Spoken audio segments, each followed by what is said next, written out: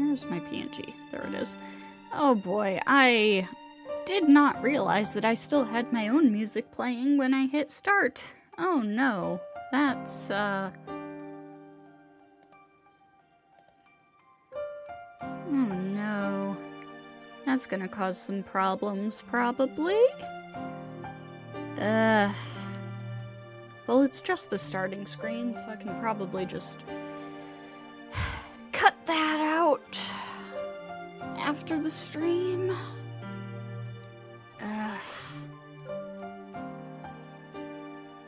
I love being rushed. Don't you love being rushed? Anyways, we're finishing Arcueid's route tonight. Anyway, I've kept pushing it back the last couple of weeks. Stuff kept coming up, but we're doing it now. So, let's get into it.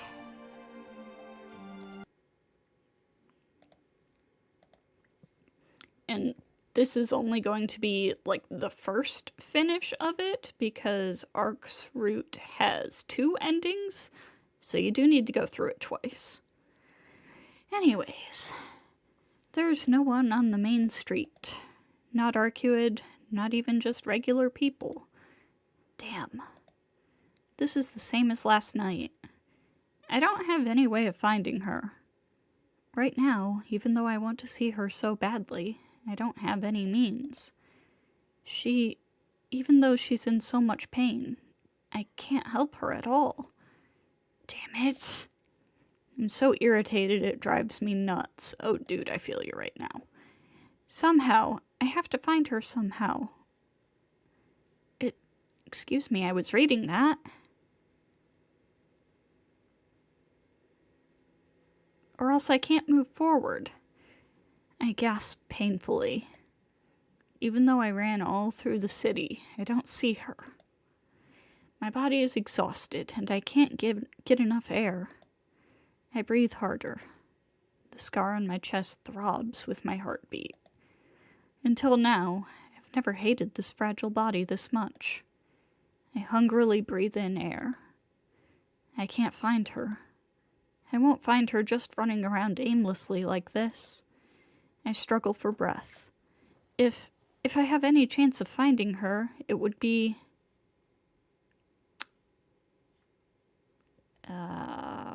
What am I looking for? Wait here in the park. I was looking for the decision on the flowchart. I'll stay here. We promised. We promised to meet here. We still haven't fulfilled our promise for tonight. To meet here and to fight together. So, if I can't break this promise, and if she thinks it's important too, Arcueid will come back here. I can only continue to believe in her and wait here.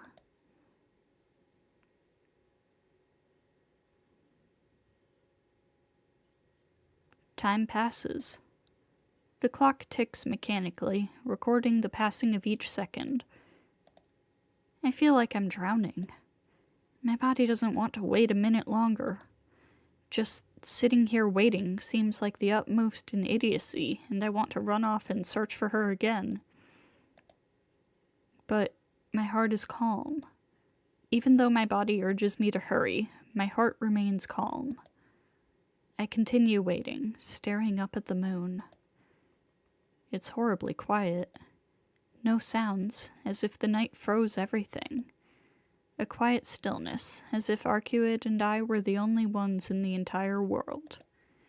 If I can stay in such a place, then it isn't painful at all to wait for any amount of time. So, right now, I'm drowning in bliss. Only time passes by. Just 2 hours until dawn. If the day breaks, Arcueid and I will probably never see each other again.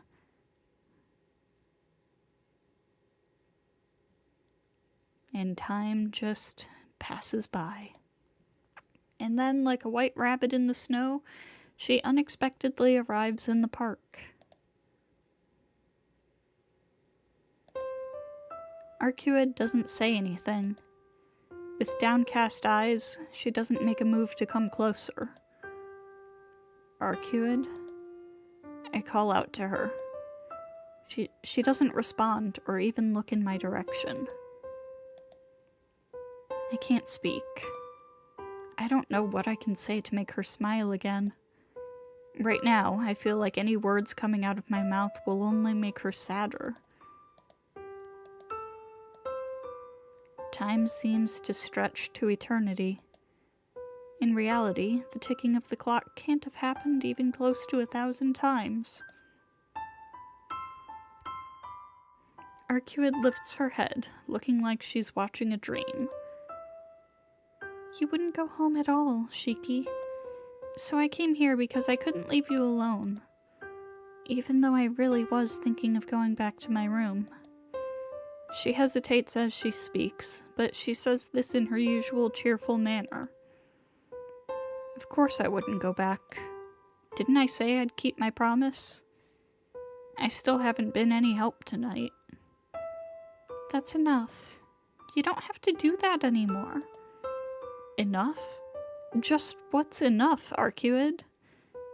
Doesn't it go without saying? It's just that I'm a vampire and you're a human, Shiki. I didn't have any right to receive help from you. I didn't understand that earlier, and I would have ruined you if I went a bit farther. That's why... It's enough, she whispers. What are you saying all of a sudden? I was ready for that from the time I agreed to help you. I understood far better than you that you were a vampire. Knowing that, I still said I'd help you. This is nothing I can agree with. Arcueid, you don't need to worry about what happened earlier. You were just tired and weak. I'm an idiot, so I couldn't realize your lie. You weren't in pain because of your wounds, but because of your vampiric impulses, right? Senpai told me all about it. That woman. Since when did agents from the burial agency become so talkative? Less with hate and more with exhaustion, Arcueid gives a deep sigh. I heard it all from Senpai, so I'll be direct.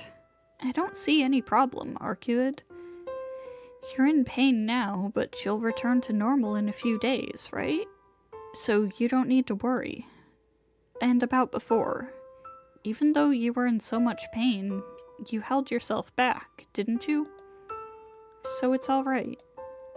Let's just continue like we were until now. With some difficulty, Arcueid smiles weakly. Shiki, you don't understand at all.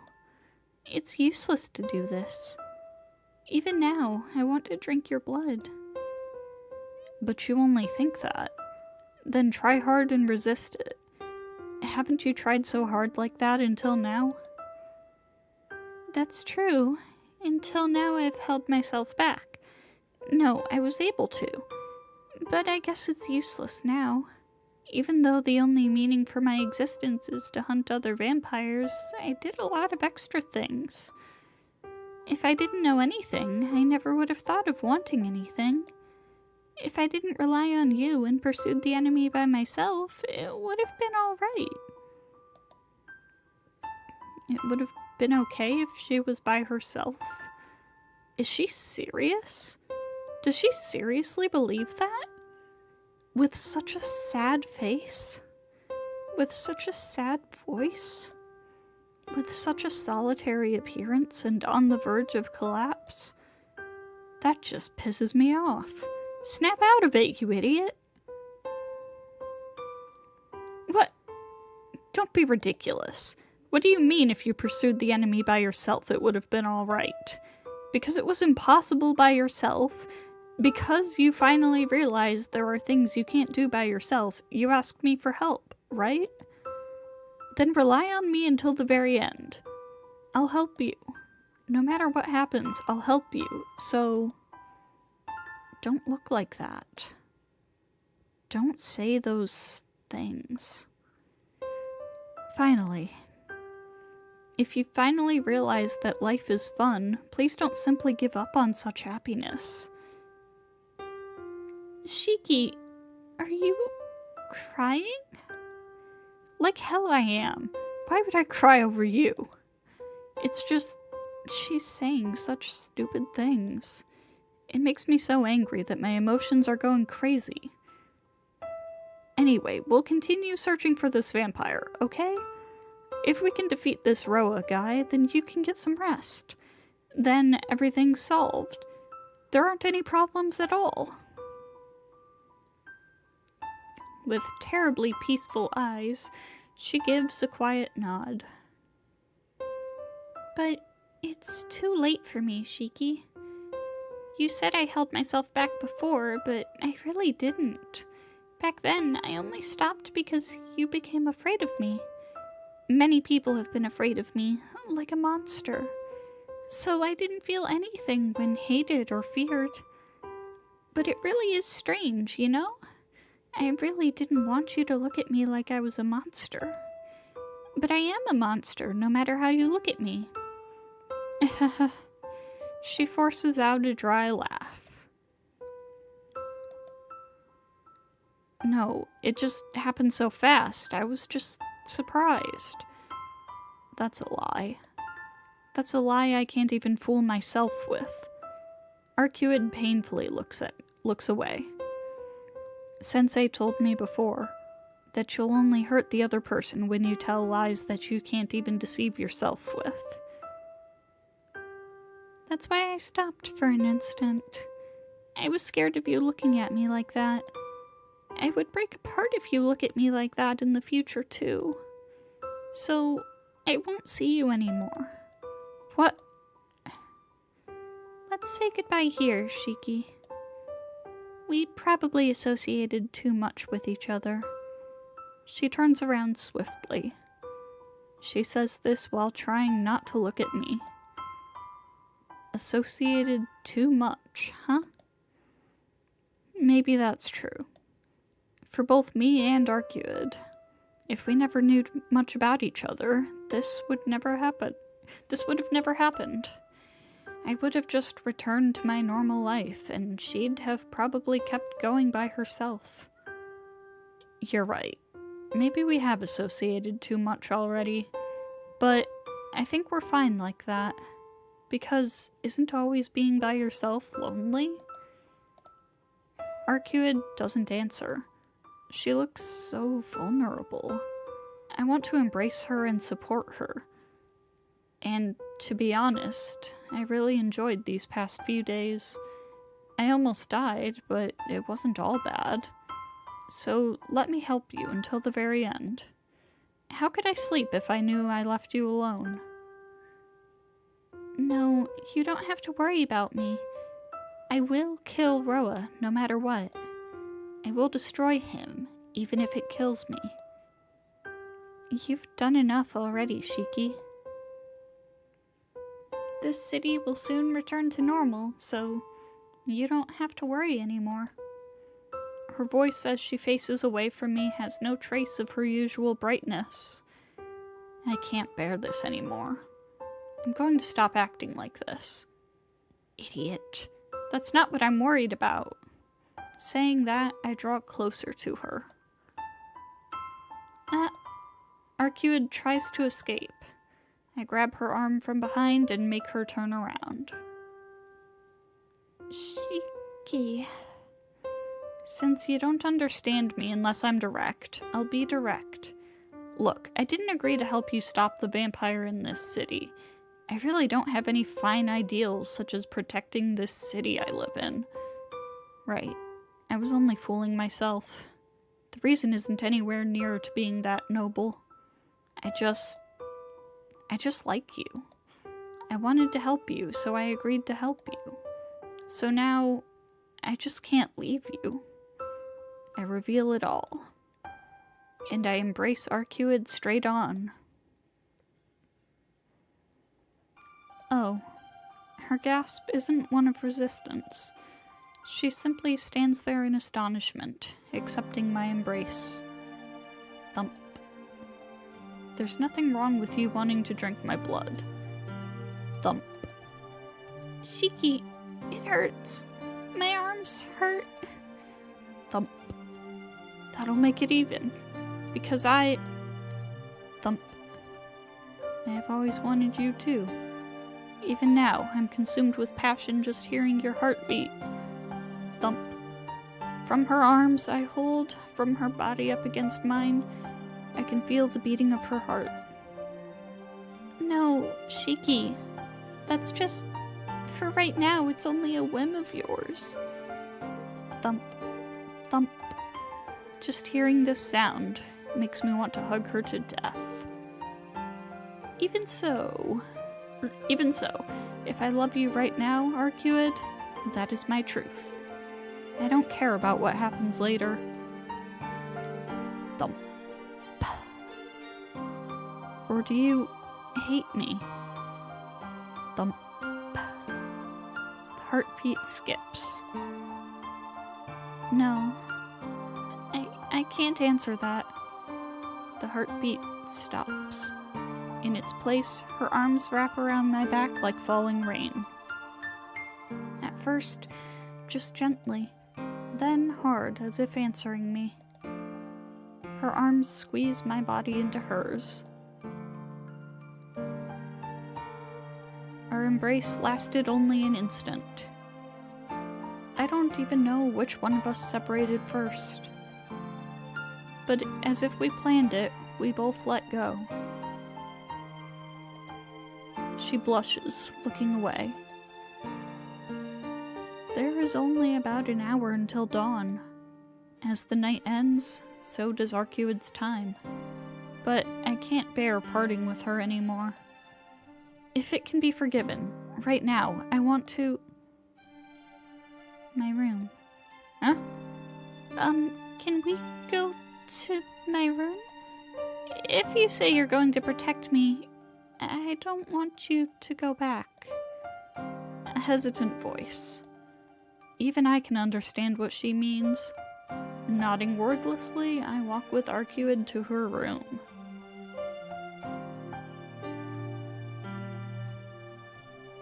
I enter before her.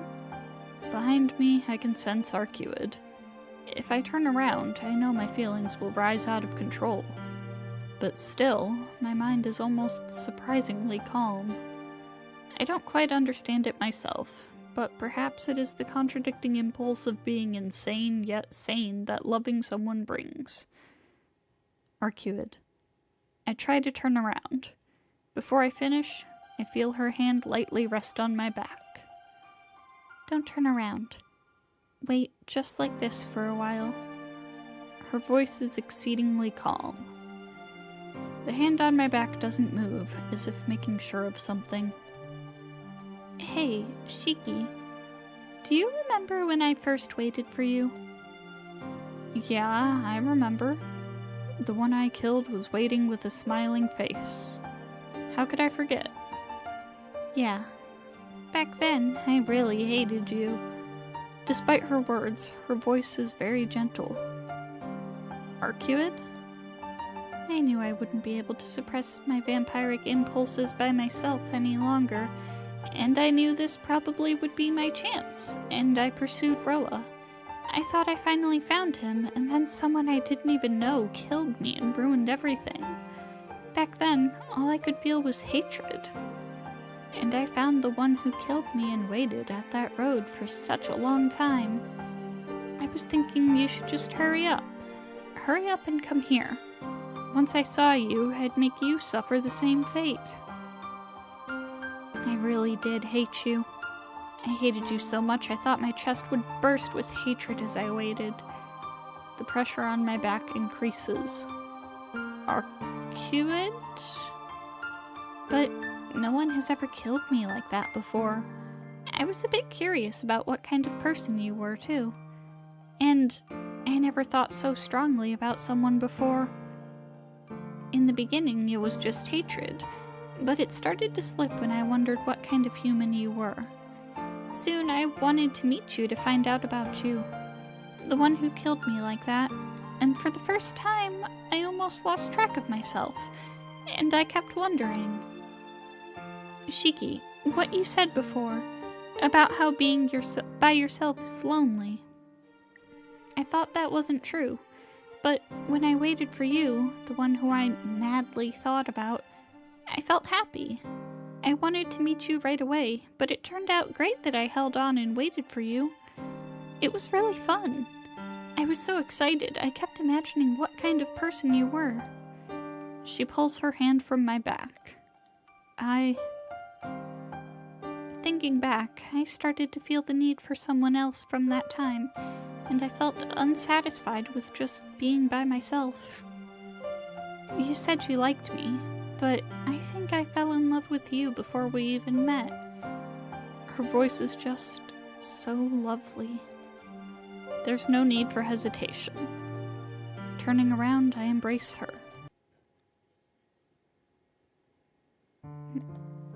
They're making out now. Our lips come together naturally.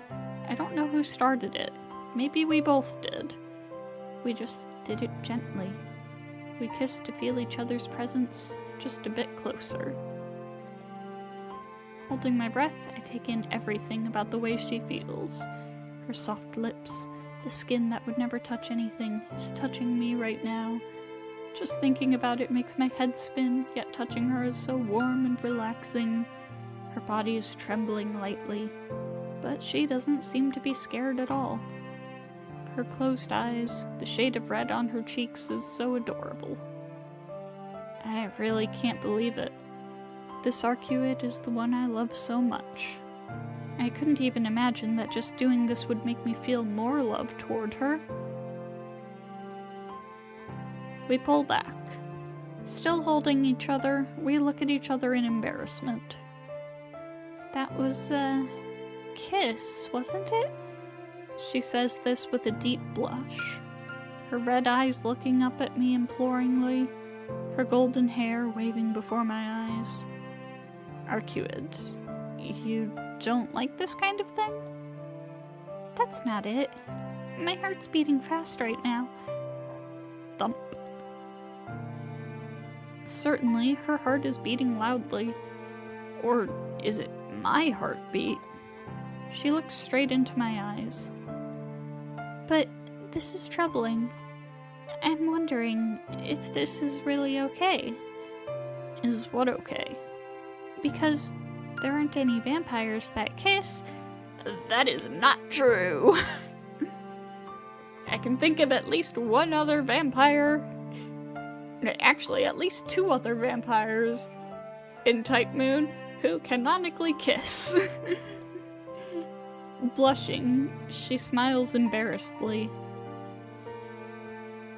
That gesture was checkmate. Taking off my glasses, I embrace her once more.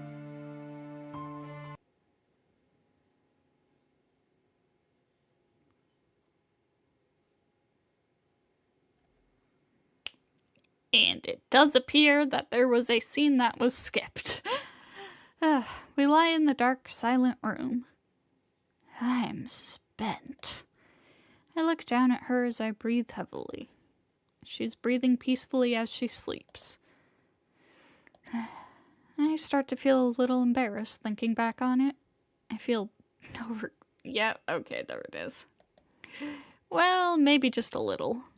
I wanted to be a bit calmer so that I could have enjoyed more of the sensation of her skin and the look of her embarrassed expressions. I guess I still can't. I'm doing my best, only keeping up with her. Actually, I'm not sure a day will come where I can be calm about Arcueid's body. Even today, I don't remember much about what I did. All I can remember is how good it all felt. If tiredness is any indication of how good it was, I'm so exhausted I can't even walk now. Stifling a yawn, I look down at her sleeping face. I really do love her. She answered my selfish love. It might be a different form than the love I'm feeling, but Arcueid needs me too. Just that makes me extremely happy. Not the fact that I'm needed, but for her, who until now was always alone.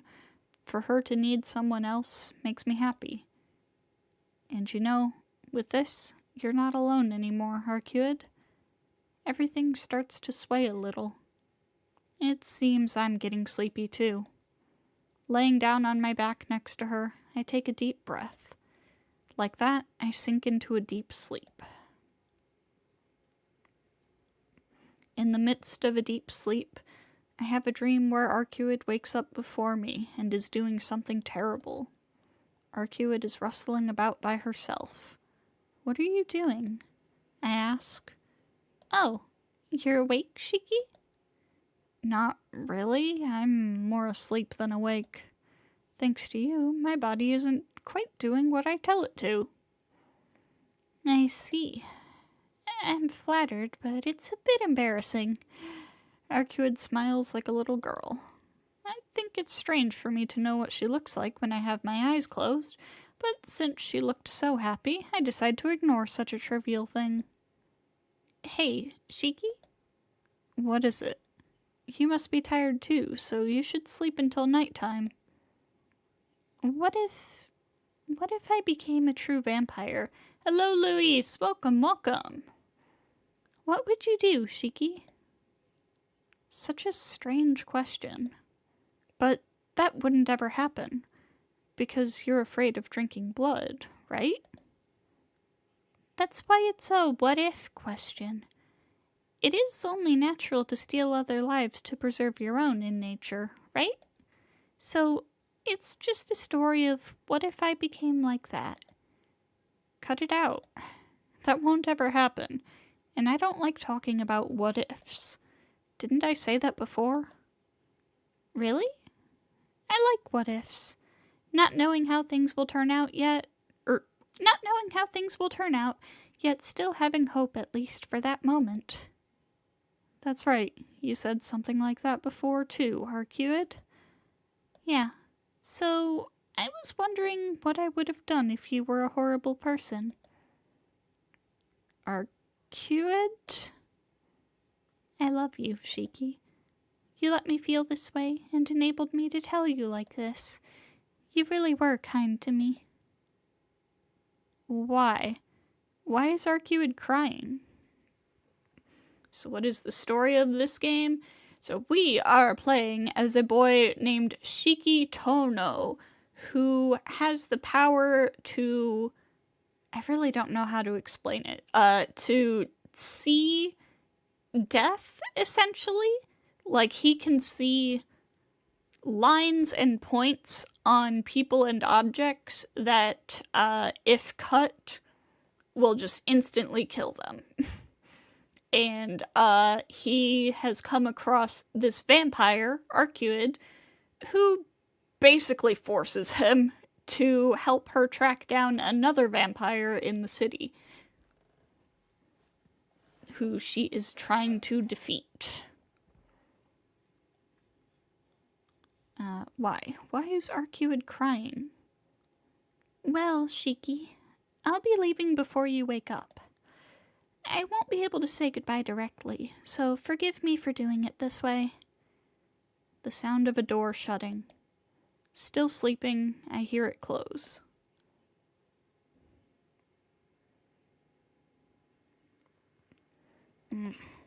I wake up.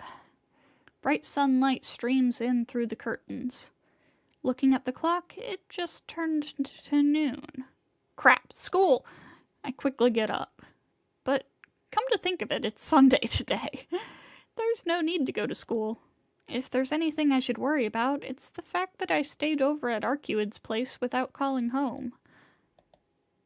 Come to think of it, I think I saw a weird dream. A dream where I was talking to Arcueid, and she kissed me at the end. I'm really out of it. For me to see such a happy dream when Arcueid is sleeping next to me might be proof that I'm really happy right now, though. Don't you think so, I turn to the bed, and my voice cuts off there because she is not there. Arcueid? I look at the bed in shock. There's no one there. Arcueid isn't around anywhere. I'll be going now. In my dream, Arcueid said that. Hey, wait. I look around the room. But of course she isn't anywhere. The only thing I find is a single piece of paper on the table. What? I don't know if it's some kind of joke or if it's another language, but the paper only has the word bye written on it. Why? I don't want to believe it, but more than that, I can understand what Arcueid did. Why? You've got to be kidding me. Bye is just too simple. We even promised. We promised to be together. I told her I'd help her until the very end. Why did she go off by herself again? Why, Arcueid? I scream as loud as I can and crumble the piece of paper.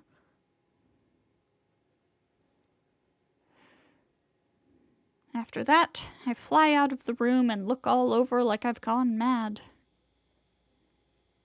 I can't find Arcueid. I know. I already know that she won't ever appear before me again, but I still can't give up. I'll go crazy like this. I'll go crazy unless I find her and yell at her for how much of an idiot she's been, but I still can't find her.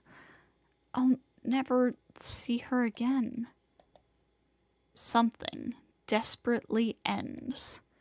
She will settle things with Roa and disappear by herself. No, I think she's already finished and left the city. I stop thinking before I go crazy. I hear the voices of cicadas in the back of my ear. The discarded shells of cicadas.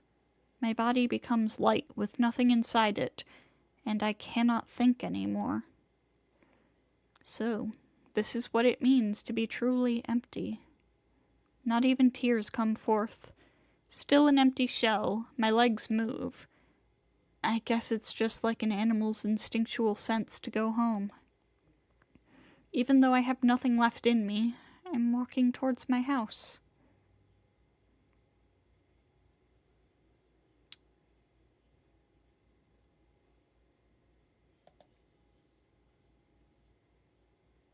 I wake up to the sound of Hisui's voice.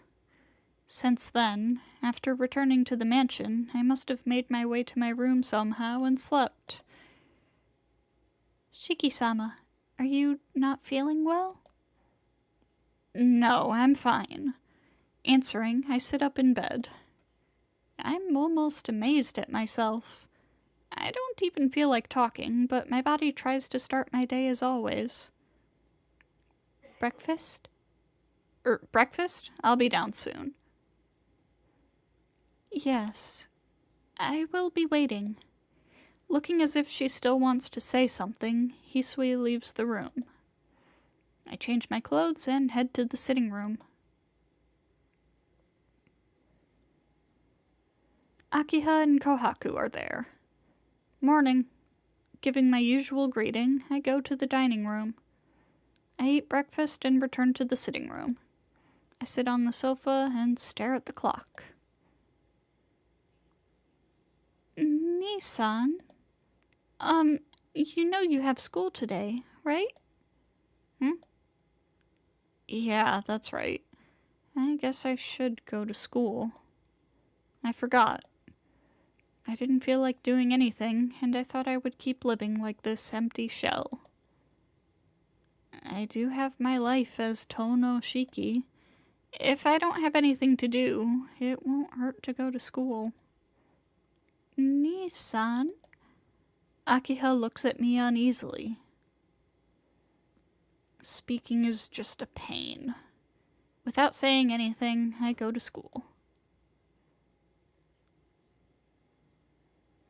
Time passes by uneventfully. I emptily attend my lessons. The sound of the chalk. I mindlessly write down what's written on the board into my notes. I look out the window into the rear courtyard. Of course there's no one there. What am I doing? Just calmly attending my lessons like this. Not searching for her and just returning to my normal life. But there's no way for me to search for Arcueid.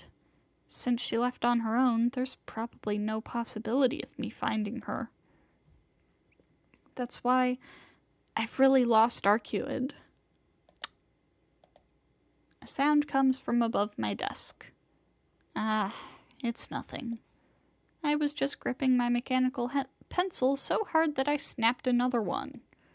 How many have you broken so far, Shiki? Classes end. In the commotion of the classroom, I still remain seated. Tono, can you come here for a moment? My math teacher speaks up from the podium. Yes, what is it? I respond and walk towards him. Tono, hasn't your recent behavior been a little wild? I have received information that you've been going out late at night. Does it ring a bell? Yes. These past few days, I had things to do in town at night. I see.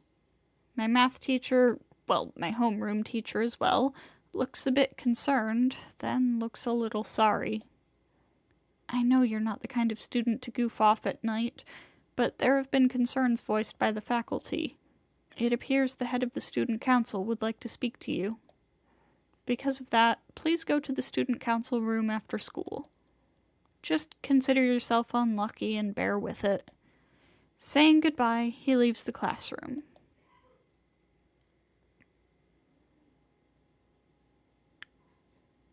After school, I stop by the student council room, but the teacher isn't there.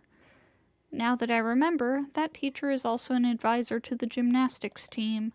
He probably won't come until practice is over. I sit in my chair and wait faithfully. I bite my lip. I know this isn't the time to be doing this. I know, but there's nothing I can do. Outside the window, the sunset paints the sky vermilion. I can hear the voices of club members practicing outside and the students talking while going home. Within that, this classroom is the only quiet place. This makes me angry. Why am I here? I can't do anything. I'm angry at my powerlessness.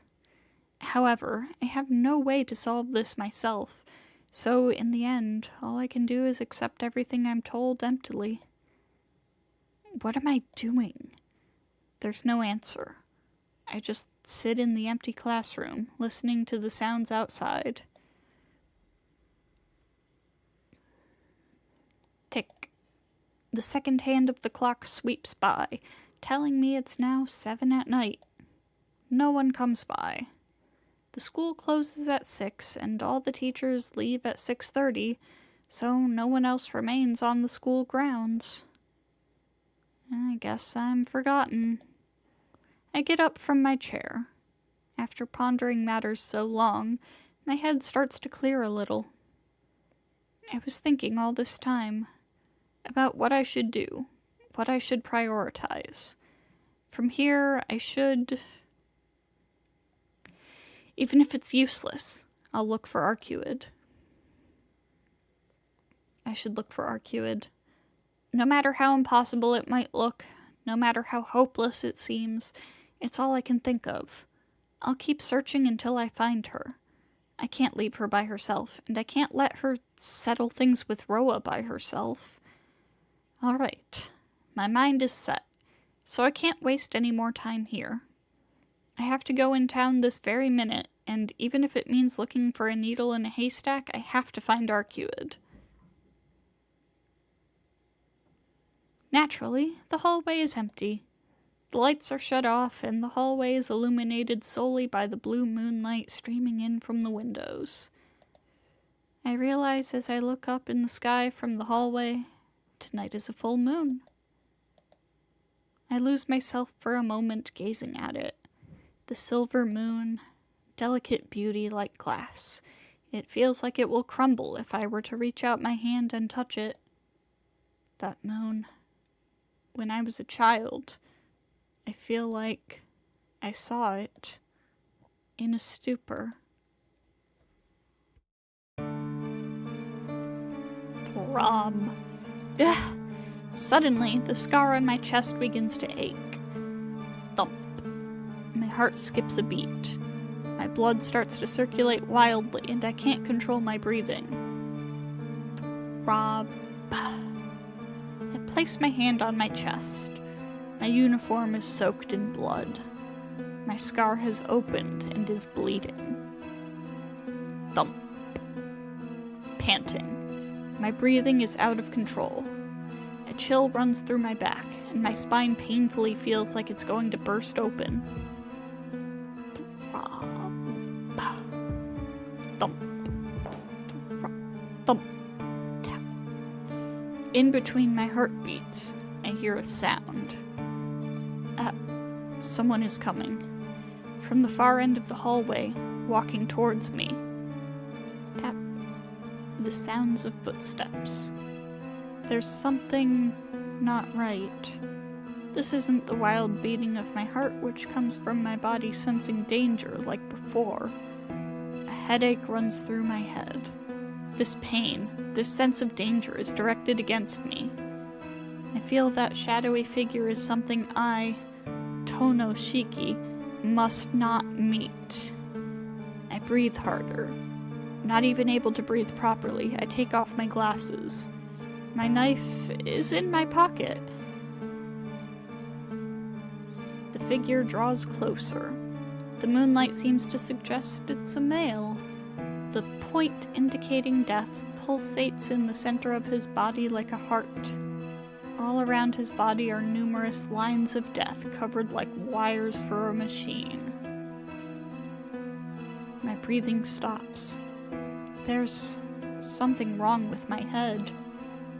I don't know this figure. Even though I don't know, I can't help but feel like it resembles someone. Tap, tap. He approaches. I'll be able to see his face soon. Who does he resemble? Who does he resemble? Who does he resemble? Who does he resemble? Who am I forgetting? Bloodshot eyes. The death all over his body. An alien stillness, as if the very air around us was frozen. There's no mistaking it. He isn't human. He draws even closer.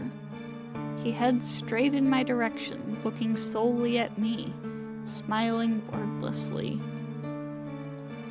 I ready my knife. The blade pops forth. He continues walking. There's no time to think or hesitate. Under the white moon, as if in slow motion, I ready my knife. He doesn't stop.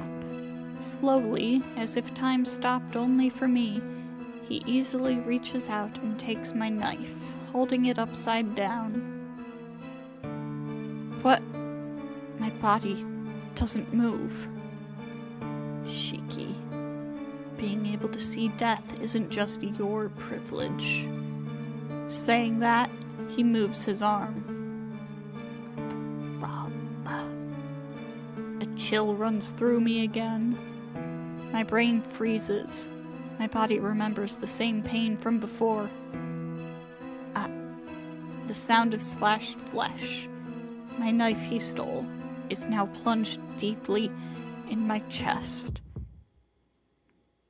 My body collapses. All my strength drains as I crumble to the floor. Fluttering, a white sheet falls. It's because I leaned on him when I fell. As I fell, my hand took the bandages wrapping his body. I see. You wish to see my face, Shiki? Saying that, he unfurls the bandages. He is so fine. Everything turns dark. His face. This face before me. I know it. It does resemble that. Because his face, it resembles the face of the bloody child before me on that hot summer day. I fall on the ground, the knife still embedded in my chest. Strangely, there is no blood or even pain. My body just gets colder. My consciousness drifts away. My control over my body, everything starts to fade away. I did pay you back for killing me. He says this as he looks down at me. The face I see as I look up. I recognize him. Of course I recognize him. Yeah, why have I forgotten until now? When I was a kid, the other child me and Akiha played with at the mansion. Always we were together. When Akiha came to play, me and him were always there to welcome her, so why have I forgotten his name until now? Shiki. Written in all caps. That's right, Shiki. It's really been a long time. He, Shiki, smiles with satisfaction. I don't know how to differentiate it in how I say it, because they're pronounced the same way. That's the point. Shiki. Shiki. Akiha. Shiki. Shiki. Akiha. Shiki. Those meaningless scribbles. That's ridiculous. Sorry, Shiki. You'll have to listen to my grudges just a little longer, so I just avoided the point of death slightly. It's not fatal, so you'll probably stay conscious for a bit. Don't fade away that easy. The unpleasant laugh and the terrible uneasiness I felt when I faced Nero. In the midst of my fading consciousness, I realized something. He is Arcueid's enemy. Well then, shall I take that knife? Someone like you who's about to disappear won't need it. He reaches for the knife stuck in my chest. He grips the handle. The moment he takes it out will be my death. But I can't do anything. I can't move even to close my eyes. He flies. Suddenly, Shiki flies back as if he was struck by a car. At the same time, a black-robed figure appears. Even though this is the 3rd floor, she crashes through the glass window and makes a flashy appearance. Saved by CL-senpai! After flying back many meters, Shiki stands up slowly and stares at me lying on the floor, and CL-senpai protecting me. Bitch. Interfering once and now twice. Senpai only stares back wordlessly at Shiki. He lowers himself as if to attack Senpai, and then, as if realizing something, Shiki suddenly begins to laugh.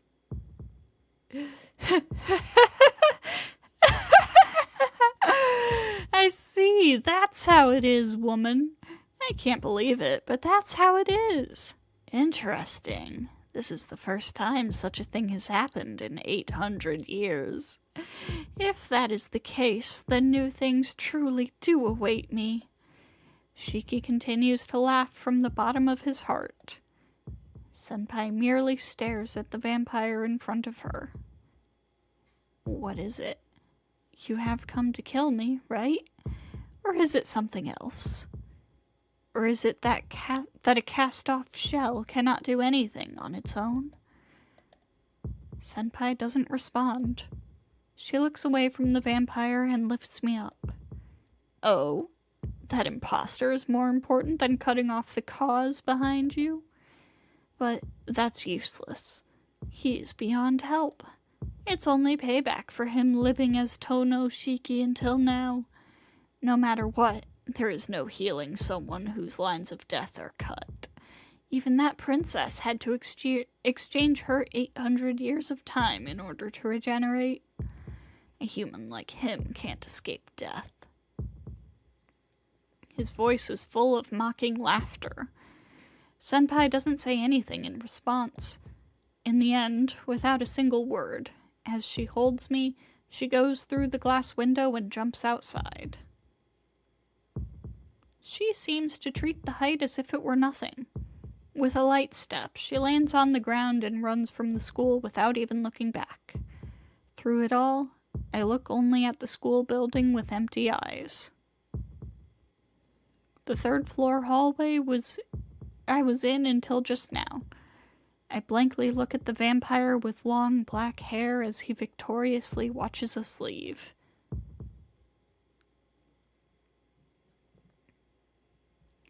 The remake design for Roa ruined him! How dare they? How dare they shorten his hair? Still holding me, Senpai heads straight for my mansion. I don't know what she's planning, but this can't be good. With the knife still embedded in my chest, there's no mistake that my death is near. If Akiha sees me like this, it won't just be a matter of her worrying. Damn it, I can't speak. I want to tell her to cut it out, but I can only gasp for air. Please be quiet, Tono-kun. It is okay. I am sure your sister can help. Help?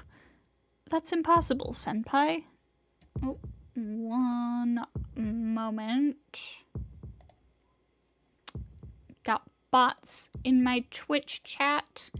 How dare you? That is illegal. That is not allowed. No bots in my Twitch chat. Anyways... I'm stabbed in the chest and I can't even move. There isn't anyone who can help a person about to die like this. No, it's possible. Otherwise, it would not make any sense. Look, if your sister couldn't help you, you would have died 8 years ago. That's why I know we can still make it. Her words, they have so many yous in them, I can hardly understand.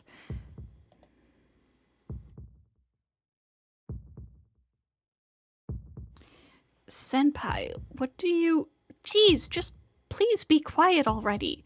If you speak any more, we may not even be able to help you. She gives an unbelievably serious, angry face. I feel terrible, so I close my eyes. Well, anyways, it's beginning to get hard staying up. So...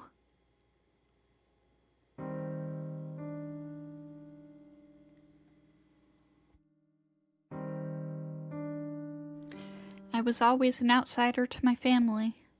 From an early age, I always thought that. From the time I was adopted from the Tono family by the Arima family. No, actually, long before that, I was an outsider to the family. I never even wondered why. Before I realized it, I was alone. There were people around me acting like my parents, so I tried hard to act like their child. I think the house with the old tatami room was my first house. From there, after some incident, I was taken to a large Western-style mansion. There was a brother and a sister around my same age, and we became good friends, I think. But there was always a wall between their father and me. But still, we tried hard to be like a real family. Even if we weren't related by blood, we tried to believe we were a family. But that ended abruptly. After a large accident, I was taken to a hospital. No one came to see me, and my eyes became abnormal. Until then, I was alone, and in the end, I was alone. I thought maybe I should just disappear like that. Until I met that sorceress who was as beautiful as the clear blue sky overhead. A nostalgic dream. I'm alive? I speak aimlessly. I don't seem to be able to lift a finger, but at least I can speak clearly. My mind is clear enough to grasp that this is my own room. Nissan? Are you awake? I've seen this blonde character somewhere, but you just can't say where. Oh, you have possibly seen Neko Arc. Neko Arc is basically like a funny cat girl version of Arcueid. Akiha, you're there? Akiha is standing by the bedside, apparently having taken care of me. Akiha, you... I look at Akiha, not knowing what happened. She looks away uneasily. This wound is... I can't say Shiki, did it. In the first place, how did she react when I arrived with this wound? I would think usually you'd send someone with a knife in their chest to the hospital. Akiha, It's okay. I heard most of the circumstances from that person. That person? You mean Senpai? Still looking down, Akiha nods. I'm more confused.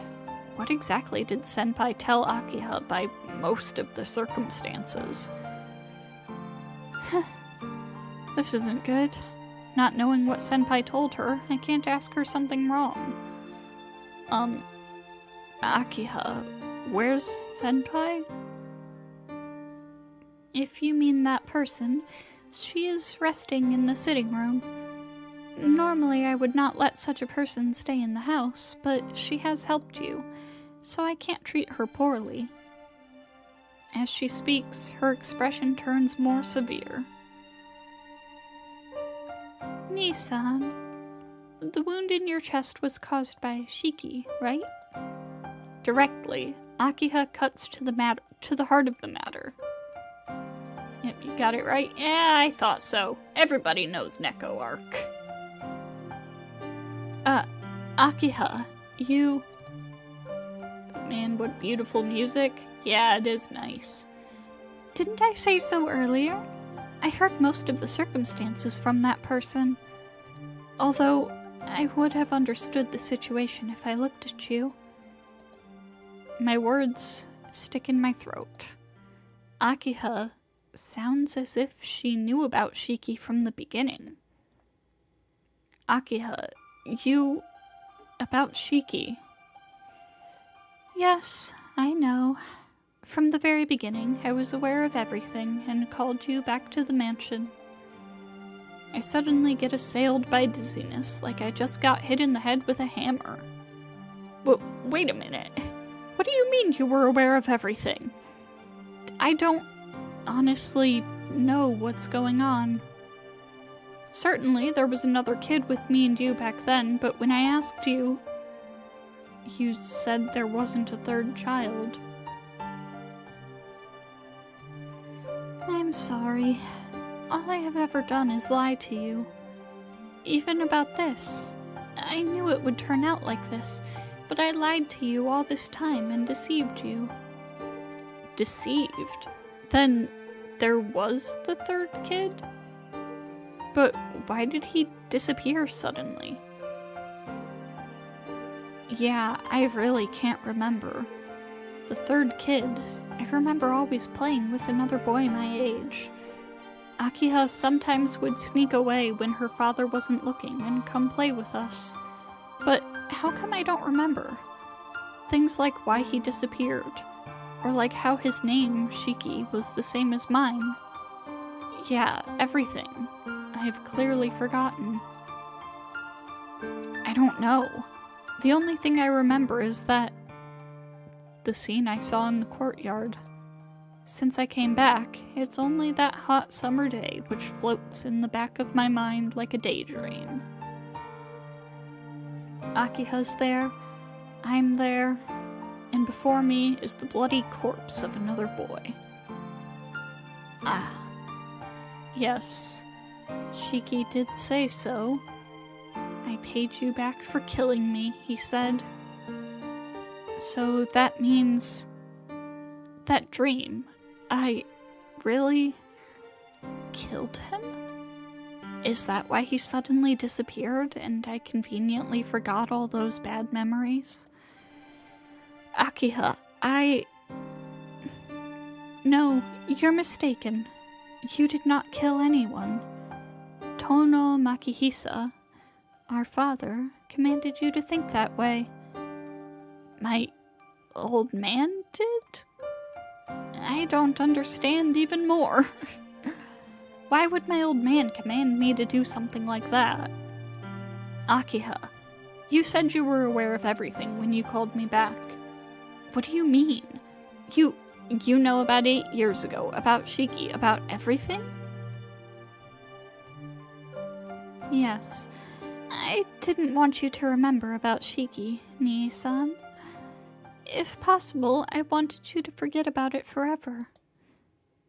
But it's all over. From the beginning, it was impossible to hide it. Saying that, she gives a self-derisive smile. She looks at me in the eye and starts speaking again. Nii-san, that person told you about the Tono blood being special, right? You may not believe it, but there is non-human blood in the Tono ancestry. At least that is what Father has told me since I was young. Of course, I did not believe it at first, but something happened to make me believe it. That incident was when you were killed by Shiki 8 years ago. Killed? Me? By Shiki? Akiha nods wordlessly. But that's strange. That's the exact opposite. Shiki was the one lying bloody on the ground, and didn't he say I paid you back for killing me? As the people in the Tono family grow older, the inhuman blood in us increases. This blood isn't anything good. I think the type of blood mixed with the Tono family greatly increases one's instincts and makes me think it's just the blood of a beast. If you call the human part reason, the instincts of the non-human blood overpower reason. Akiha, that's... I know you can't believe it because it's so sudden, so please be quiet for now. No, I know someone exactly like that. Even now, if I could move freely and avoid Shiki, I'd fly out of here and look for her. However, the end comes for members of the Tono family as they grow older. There has not been an instance of inversion as a child like Shiki did. The blood in the Tono family varies from individual to individual. There are those whose appearance will not change, and those whose appearance will. Shiki was a typical case of the latter. The latter? His appearance changed? Yes. I do not understand why he went crazy at such a young age, but he inverted without any warning. When that happened, he attacked you, Nii-san. Shiki attacked me? Throb. The old wound on my chest aches. It happened in that courtyard. You were stabbed in the chest and were on the verge of death when Father came and stopped Shiki. To stop Shiki, who has lost his mind, you can only kill him. It is the duty of the head of the Tono household to deal with members of the family who have inverted. So, the bloody Shiki you saw was probably the result of Father dealing with him. I can't remember. There was something else. I feel like there was something more important that I can't remember. Afterwards, you miraculously recovered.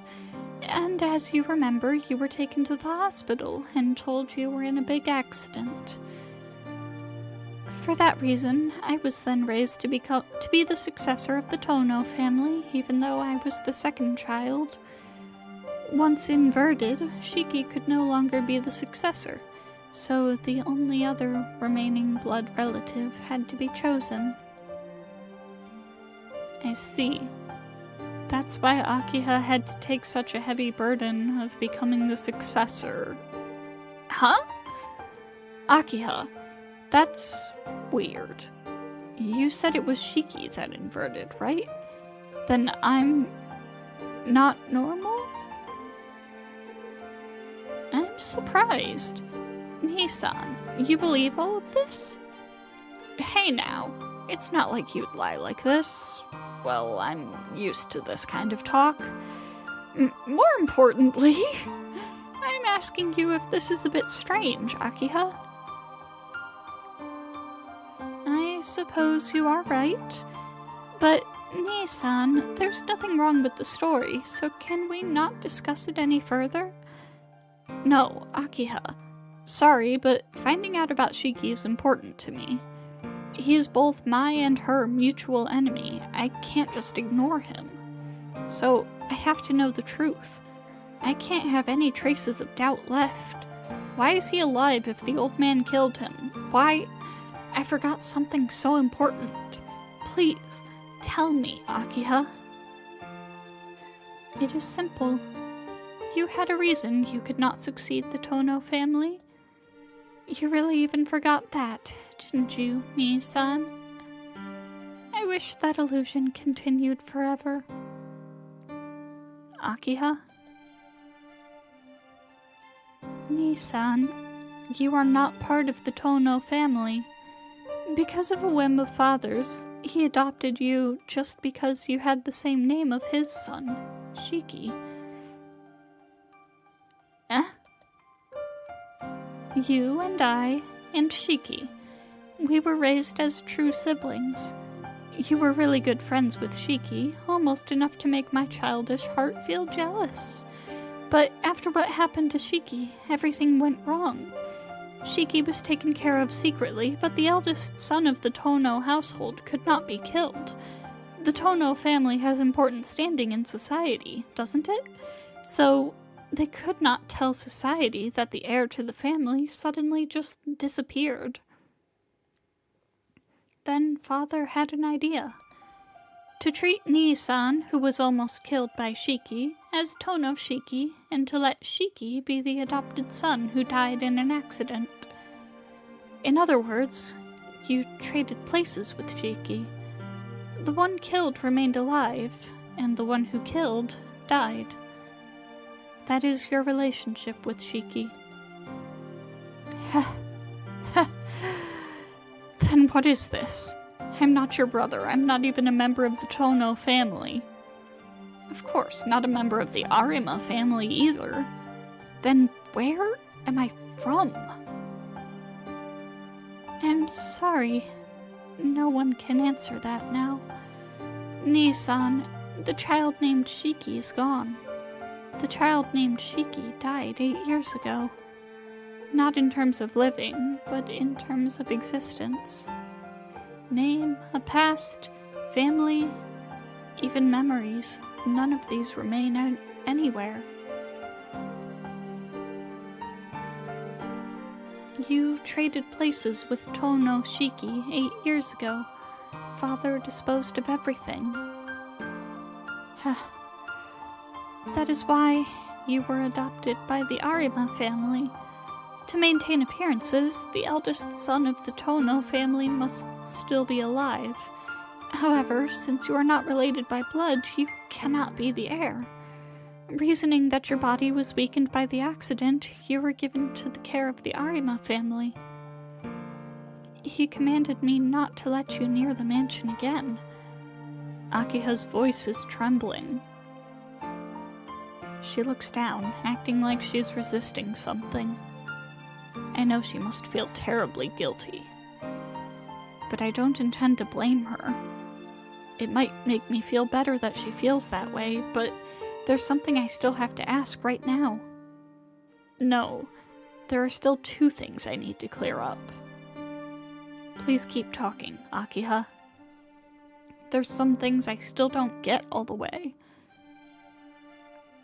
Nii-san? First, I understand I'm not a member of the Tono family, but that raises another question. You said the members of the Tono family are special, but the truth is, I also have something strange. Senpai said it was because I was a member of the Tono family, so I was convinced. But I'm not a member of the Tono family, right? Then what does it all mean? I do not know. Certainly, Father did not seem the type to just adopt someone on a whim. There may be some reason to why he adopted you, Nii-san. I see. Well, it doesn't really matter to me what family I'm from, so there's no need to worry about it, Akiha. And, I always thought I was just lucky to be alive. It was a really fatal wound, wasn't it?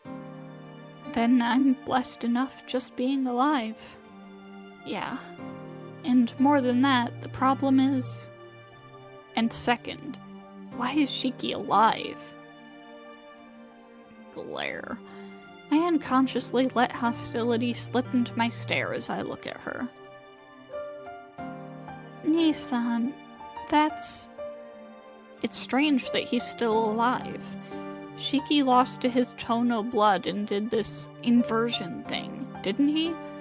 And he killed me and was struck down by the old man. Then he shouldn't be alive. That, There's really only one possibility. Just like I recovered, he must have recovered. Well, maybe my old man didn't kill him. After all, no matter how insane he was, it was still his son. So maybe he didn't kill him and hid him from the eyes of everyone else. Just like how I was sent to the hospital. Akiha doesn't answer. It seems I wasn't off the mark. I see. The old man probably intended to call him back to the mansion when Shiki regained his sanity. That isn't true. But she can't say it. She only silently looks downwards. It's okay. It isn't your fault. Or the old man's. Of course, not Shiki's either. It really all just sort of happened. It was just bad luck that some insane guy from overseas entered Shiki. You said everything went crazy, but that's all that happened. Akiha doesn't respond. I'm a little tired. To be honest, I didn't want to know anything about myself. More than that, I have to find Arcueid right now. Akiha, I'm a little tired. I'm gonna sleep, so could you please leave? Yes, if you say so, Nii-san. Akiha heads towards the door. Akiha, there's still one thing left to ask, so I call after her. What is it, Nii-san? Yeah. Why did you call me back here? I'm not even your real brother. Please don't say such foolish things. You are my only Nii-san. Now and back then, even if you forgot, from when we were little, to Tono Akiha, you are my only Nii-san, Shiki. The door clicks shut as Akiha exits my room, and I need to go off about that a little bit. 'Cause this has always made me mad. 'Cause, for those who are fortunate enough to not be familiar with this particular aspect of this game, Akiha is a romanceable character. In fact, you have to go through her route. Hers is the third one, and route order is enforced. So she is right smack in the middle. You have to go through hers. And so, why did they create a situation where they aren't actually related? And you could, like, kind of excuse it, especially since Akiha knew the whole time. But then they went out of their way to say that even though Akiha knew, she still considers him her brother.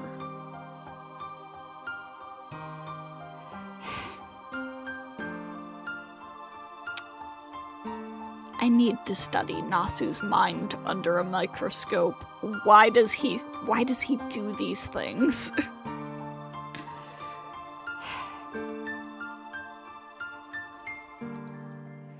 After she's gone, I finally realize my situation. It's just past 10. It's been 3 hours since Roa attacked me at school. I still can't move at all. I feel like my body is a remote control robot. My mind's working and I don't even feel any pain, but I can't move my arms or legs. I take a deep breath to calm down. I can't move because I'm trying to move large things like my arms or legs. First, I'll start small, like the little finger on my right hand. I concentrate on trying to move it. I focus all the power in my body to my little finger. My whole body starts to break out in a sweat. After a few minutes, I finally move my little finger. It's just my little finger, but it gets the momentum going. As if forcing my nerves to remember the sense of movement, I go from my ring finger to my palm, to my elbow, to my arm, and to my shoulder until I increase the parts of my body able to move. I start to pant. The more I can move, the more pain fills me. I see. I didn't feel pain because my whole body was numb. Restoring my nerves like this means pain returns at the same time. Sweat trickles from my forehead. Pain shoots through my body like countless blades. But if I can't move on my own, I won't be able to leave my room. Leave my room, go into town, go to school. I won't be able to find Arcueid. Resisting the urge to puke, I lift my upper body. It would take all my effort just to walk in this condition, but I don't care. In the first place, it's a miracle I'm alive after Roa stabbed me in the chest. If I wished for any more luck, karma would probably punish me.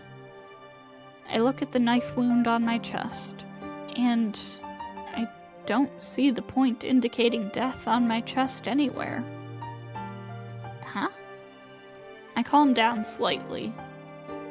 Come to think of it, if he hit the point of death, I would have died instantly. Not even Nero's immortal, monstrous body could escape it. So there's no way someone like me would walk away from it alive. Maybe what he sees is different? As I ponder this, a light knock sounds at my door and Senpai enters the room. Tono-kun? You were told to rest, so why are you up? She forcefully walks toward my bed.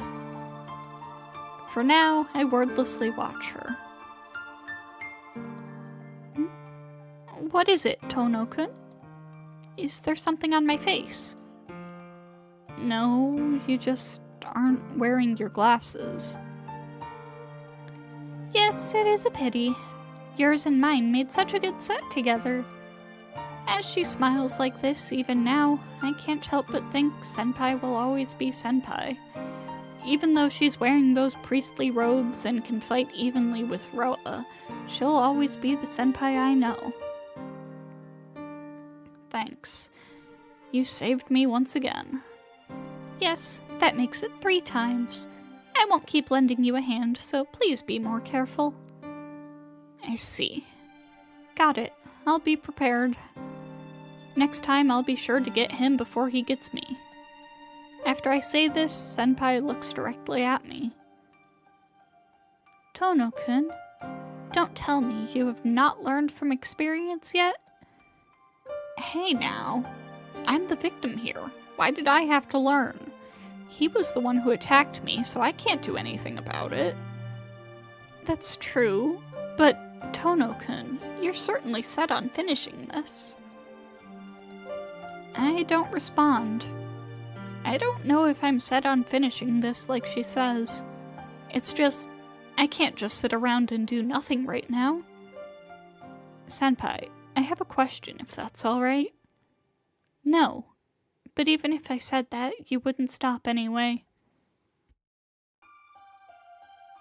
Alright, if that makes you calm down, it's a good price to pay.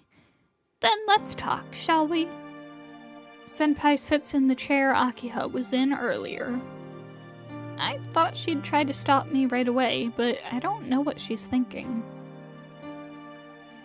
Then I'll ask. That guy before was Roa, wasn't he? Yes.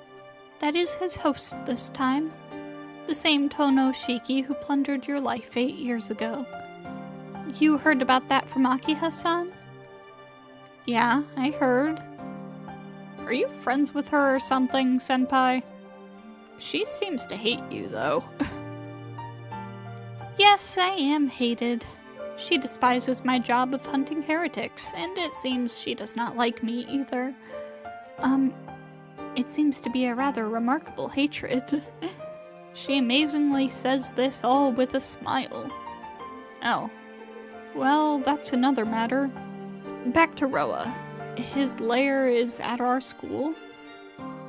I can't say exactly, but it seems like the school building is his lair. I think he has started to move on his own because Arcueid killed all of his dead. In other words, Arcueid hasn't found him yet.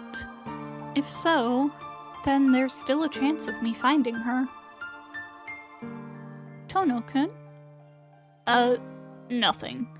But why would he set up at my school? No, in the first place, he seems more like Shiki than Roa. He didn't seem like a vampire at all. Just what does it all mean? It doesn't mean anything other than the source of his character is Shiki. Of course he doesn't act like a vampire. Huh? Hold on, Shiki is Roa's host, right? Then his personality is Roa's, so wouldn't he start acting less like a human? No, not at all. Okay, Tono-kun. The body Roa reincarnated into is raised as a different person with a different character. Unless he matures as a human until Roa awakens, he will not be able to use his intelligence as Roa. But after Roa awoke within him, Roa's principles follow that of the host. Then that guy is unmistakably Shiki, and there's none of Roa's personality at all? Yes. In a way, Roa doesn't exactly exist anymore. What does exist is the conceptualization of Roa's desire for immortality. What's troublesome is the steady accumulation of wills, of history, of magical knowledge, all parts of this malicious conceptualization. For Roa, as long as he can continue his thesis on immortality, he doesn't care what else he does. Roa increases his dead, but it's really more like an instinct in a species to breed children. Shiki's true desire and what Roa really wants to do are completely different from each other. What Shiki really wants to do? Yes. Probably his desire to kill you is far greater than any conciliation with Arcueid. What? I don't get at all what she's trying to say. Why would he want to kill me? It's hard to say, but Shiki thinks you killed him. What do you mean? I'm the one who was killed. He's got it all backwards. But you are alive, Tono-kun, and Shiki was killed. In the end, you became Tono Shiki, did you not? After Shiki received judgment from the Tono family, he had a miraculous recovery just like yours. However, he didn't have his house to return to, because Tono Shiki was very much alive, living with his sister Akiha-san. In a way, you killed Tono Shiki. You took away his only place to return to. Being hidden away by Tono Makihisa while you lived in his place, you can only imagine how Shiki felt. To Shiki, I'm just an imposter who is using the name Tono Shiki? Yes, which is why Shiki hates you more than anything, Tono-kun. But I didn't do so because I wanted to. But I guess Shiki doesn't care about that. To him, I'm the hated imposter who stole everything away. The man who stole his home. Without any abatement, he lived and seethed in hatred these past 8 years. So of course he wants to kill me. But I was still the one killed, senpai. Tono-kun? Yeah, I had things stolen from me too. 8 years ago, I was 9 years old. Back then, the Shiki who lived up until that time disappeared without a trace. I can't recall my past too well. I don't have this urge to meet my true parents, but I can't even remember any treasured memories I may have had. Whoever Shiki had been, he is nowhere to be found. Tono-kun, you can't fight because of hatred. As if sensing the danger in my words, Senpai warns me. I tell her not to be ridiculous as I shake my head. That's not it. I have to deal with Roa for a different reason. You don't hate him? I'd be lying if I said no, but it doesn't really matter. I just can't let him run loose by himself, because if I do that, the princess would try too hard. That's why I have to help her. I promised her I'd help to the very end. That's right. Which is why I can't be resting here by myself. She's always going through so much pain, yet tries to act so cheerful in front of me. I just can't understand. Why do you support her so much? Arcueid is a vampire. Isn't she different from you? I don't care about that. All I know is I love her. That's enough reason for me to help her. Looking at Senpai's eyes, I speak directly. Senpai brings her hand to her mouth as if moved and blushes for some reason. I see. You're saying you will help her to the very end, Tono-kun? Yeah. I don't have time to waste. If Roa is at my school, I have to leave right away. Otherwise, Arcueid might try and fight Roa. If that happens, her safety isn't guaranteed, so I have to lend her a hand. I don't know how much use I can be, but it has to be better than Arcueid by herself. It is hopeless. Even if you were able to move fully, she isn't able to match Roa in her present state. Not able to match him? How do you know about that, Senpai? A simple calculation. She is already suppressing the urge to drink blood, which she fell victim to before. This reduces her power so much she couldn't even stand up to a half-powered Roa. Your power is less than half of Roa's, so you can't match him even if you work together. In the first place, she is very close to death. Her power is weak, and she's using that to suppress the impulse within herself. It would be like us moving around after having our lungs smashed. What do you mean? Close to death? Why? Certainly she was in pain, but she didn't look close to death at all. Of course, that is all because she is resisting the urge to drink blood. It would be easier if she drank it, but I don't think she would ever do that, so as long as she pursues Roa in her present state, she is racing towards death. That's just ridiculous. I stand up from my bed. I fall to the floor instantly. Without even catching myself, like a piece of trash hitting the carpet. How weak. Arcueid is in such a desperate situation, but I'm so weak I can't even walk. Please don't force yourself, Tono-kun. Even though you are not wounded, your energy is practically all gone. It's probably Roa's host, Shiki's ability. Just being stabbed by a knife shaved some of your life away. My life? Think of it as your energy, which allows you to live. It is infinite, but exhaustible. It is produced as long as one lives, but the amount able to be stored varies from individual to individual. So the amount of life that can be taken away from a body is limited. Before we use up all the energy we have accumulated, we draw more from this unlimited source. So, if there was a way to steal all the accumulated energy in a single instant, the person wouldn't even have the minimal energy needed to draw in more energy from this unlimited source, and all life activity would cease. Life. Life which uses life. Then things use it to live? That's true, you can't exactly call it death.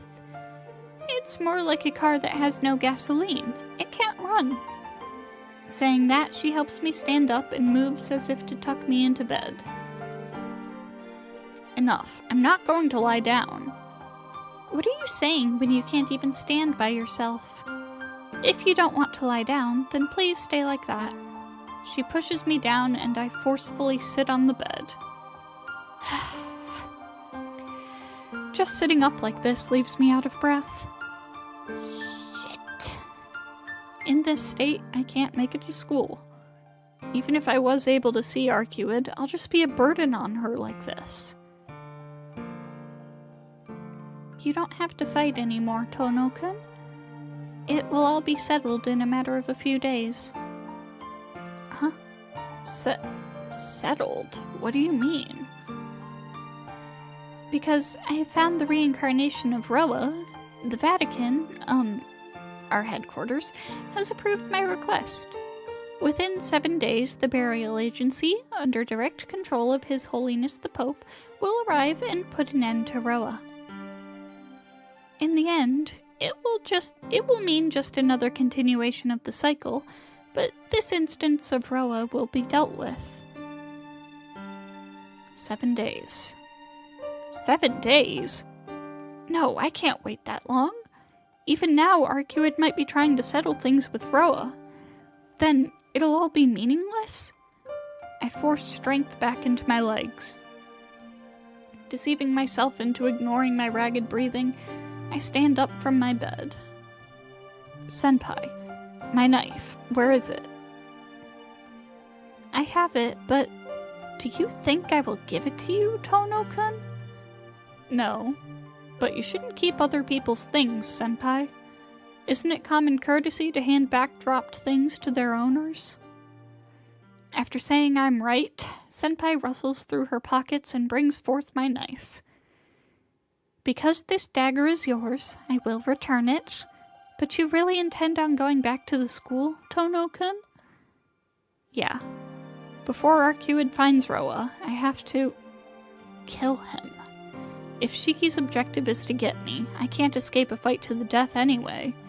So, in order to protect Arcueid, I'll go kill Roa myself.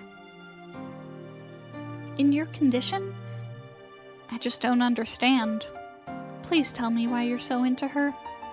If you tell me, I won't stop you.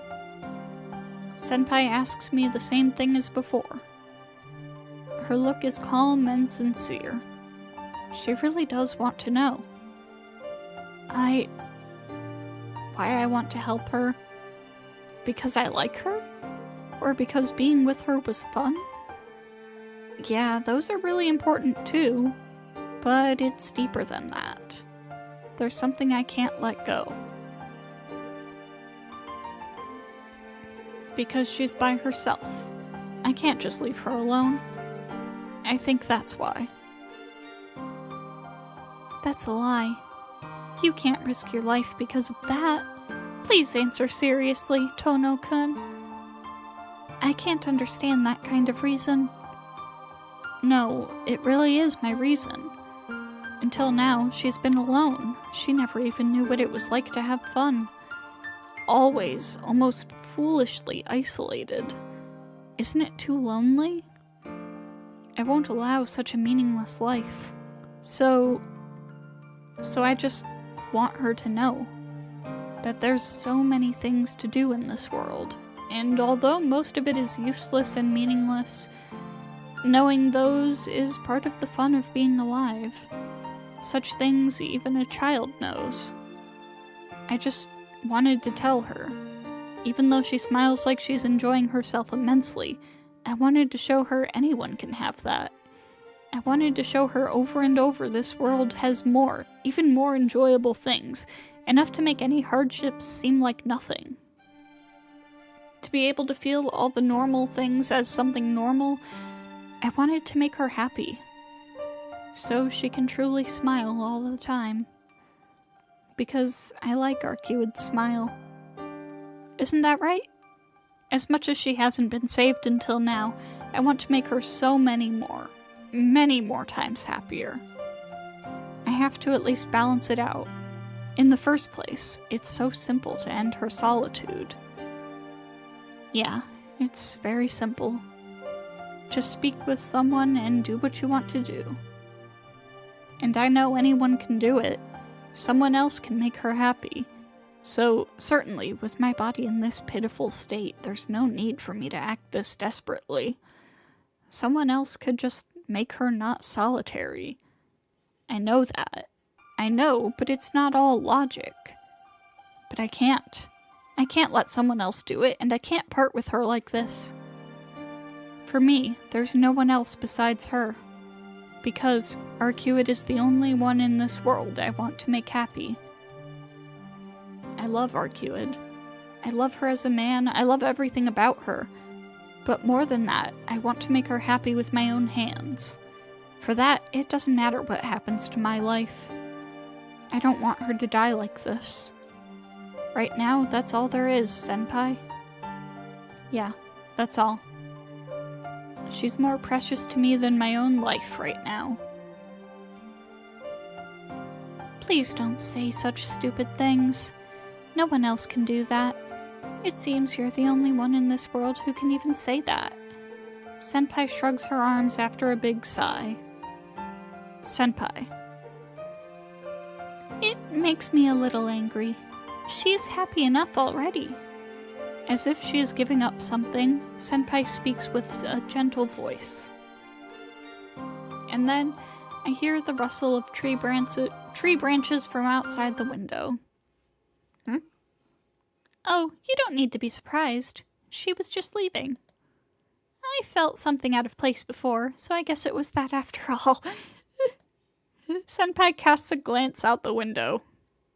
It isn't like her to put a higher priority on you than Roa. Well, if she gave more priority to Roa after such a speech, she'd deserve some divine punishment. Then that means Arcueid was outside my window until just now? Why would Arcueid come to my room, Senpai? She came to check up on you because she was worried after Roa attacked you. She must have heard what we were talking about and left for Roa. In other words, she went to settle things with Roa? What? She went? Why? Of course. After hearing something like that, even I would have done the same thing. Yeah, I'm envious, but I pity her just as much. But how come? You want to help her, but she doesn't want to get you involved. So there's only one answer, right? Senpai acts calm as if she knew this would happen. So now you can give up, right, Tono-kun? No matter how hard you try, you can't catch up to her. So leave the rest to me and rest. Like hell! I wildly grab onto Senpai's collar. Just that makes me dizzy, but I don't care. You asked me knowing this would happen, Senpai? No, I didn't know you saw her that way. Certainly, this was a mistake on my part. But her expression doesn't change. She looks down at me gently as I clutch her collar. Doing this accomplishes nothing. Arcueid is already gone. What I should be doing isn't blaming Senpai. I'm going after her. Take me there. Do you think I'll follow an order from a person in your condition? Yeah, of course I don't think so. Maybe don't say things like that. Her expression collapses. She casts a look as if staring directly into my heart. But now I can't back down. And then Senpai gives yet another sigh. Dude, why would you say something like that? Your proposition is intriguing, but I'll pass. It was my mistake, and I've gone this far already. I'll stay with you till the last stop. She pulls back from my hands and steps over next to me. I will take you there, so please be quiet. Huh? I don't have time to be surprised. Giving a slight heave, she picks me up. If Akiha-san sees us, she would try to stop us, so shall we use the same method as she did? Eh? A light footstep and we fly out the window as Senpai holds me.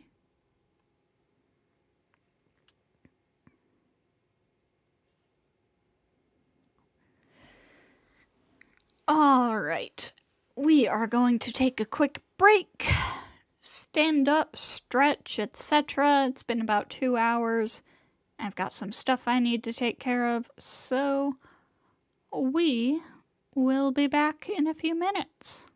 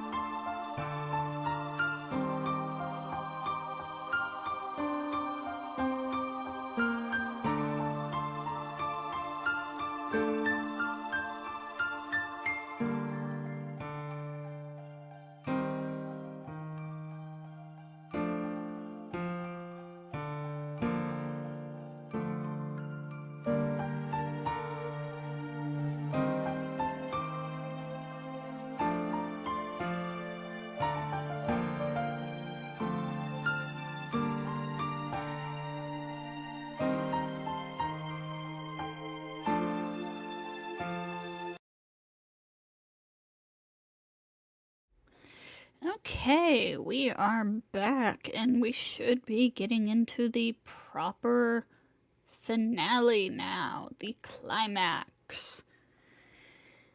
We arrive at school. Even though she was carrying me, Senpai isn't even out of breath, and she ran as swiftly as if she was sprinting by herself. Tono-kun, can you walk? Barely. We're going to kill Roa, so we can't go in like this. That's true. Then please walk on your own from here. Senpai lowers me to the ground. The school is eerily quiet.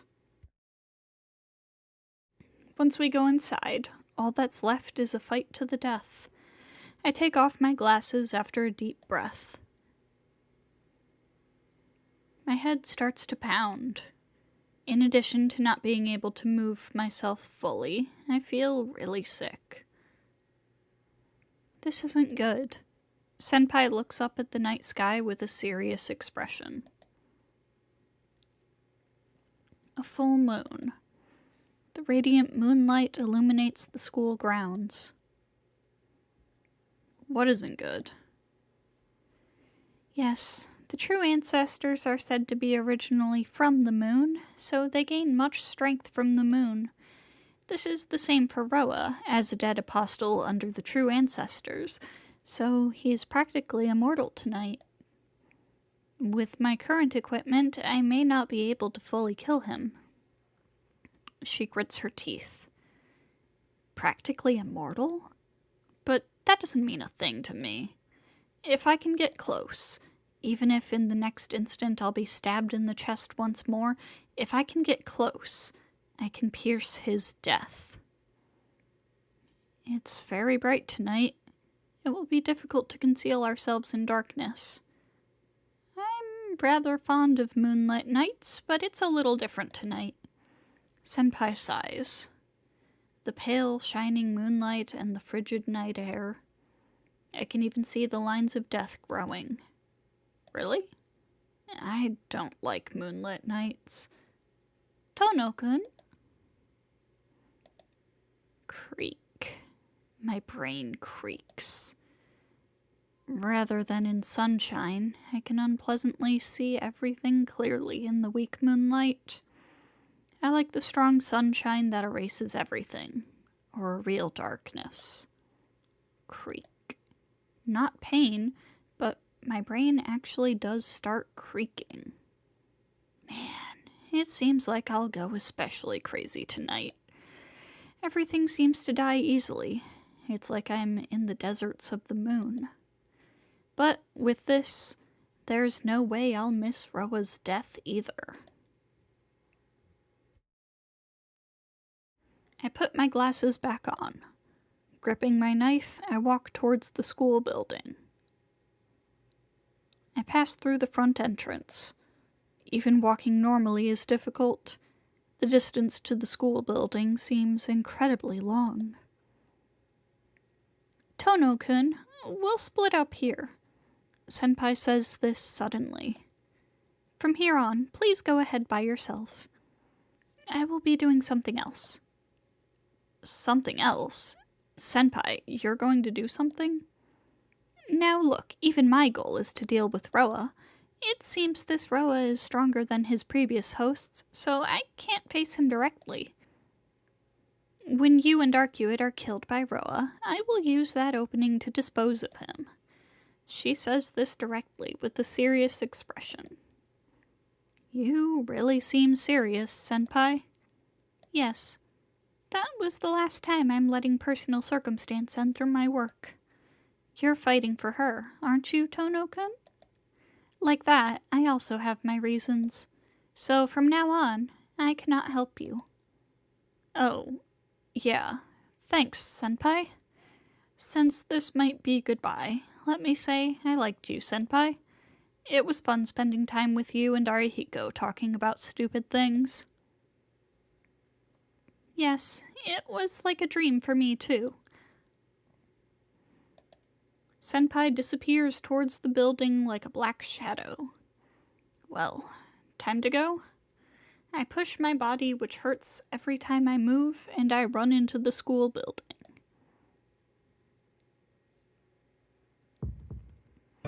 The school building is full of cracks, as if a small typhoon was let loose inside, and they shift higher and higher. It seems the fight between Arcueid and Roa already began.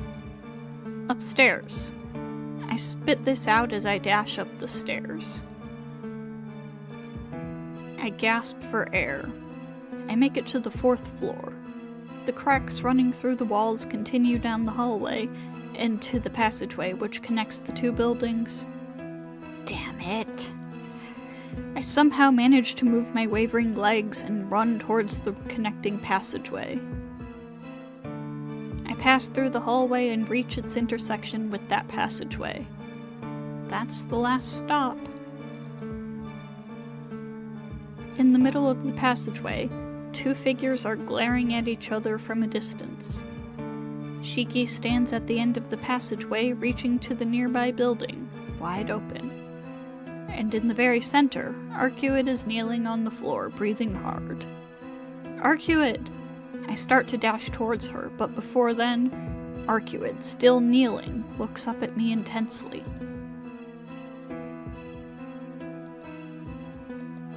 I can't move. The instant her eyes fixate on me, my body, as if it became stone, doesn't move at all. How awful, binding your friend with your mystic eyes like that. It would have been okay for you to let him die with you. Shiki, no, Roa, laughs amusedly.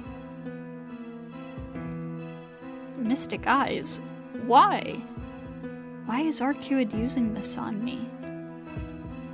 Finally, even though I finally made it here on time, why? Why, Arcueid? Arcueid looks away from me and directs her gaze at Roa. She doesn't say anything. She doesn't say anything to me. She only glares at the enemy in front of her as she breathes painfully. Why? Why?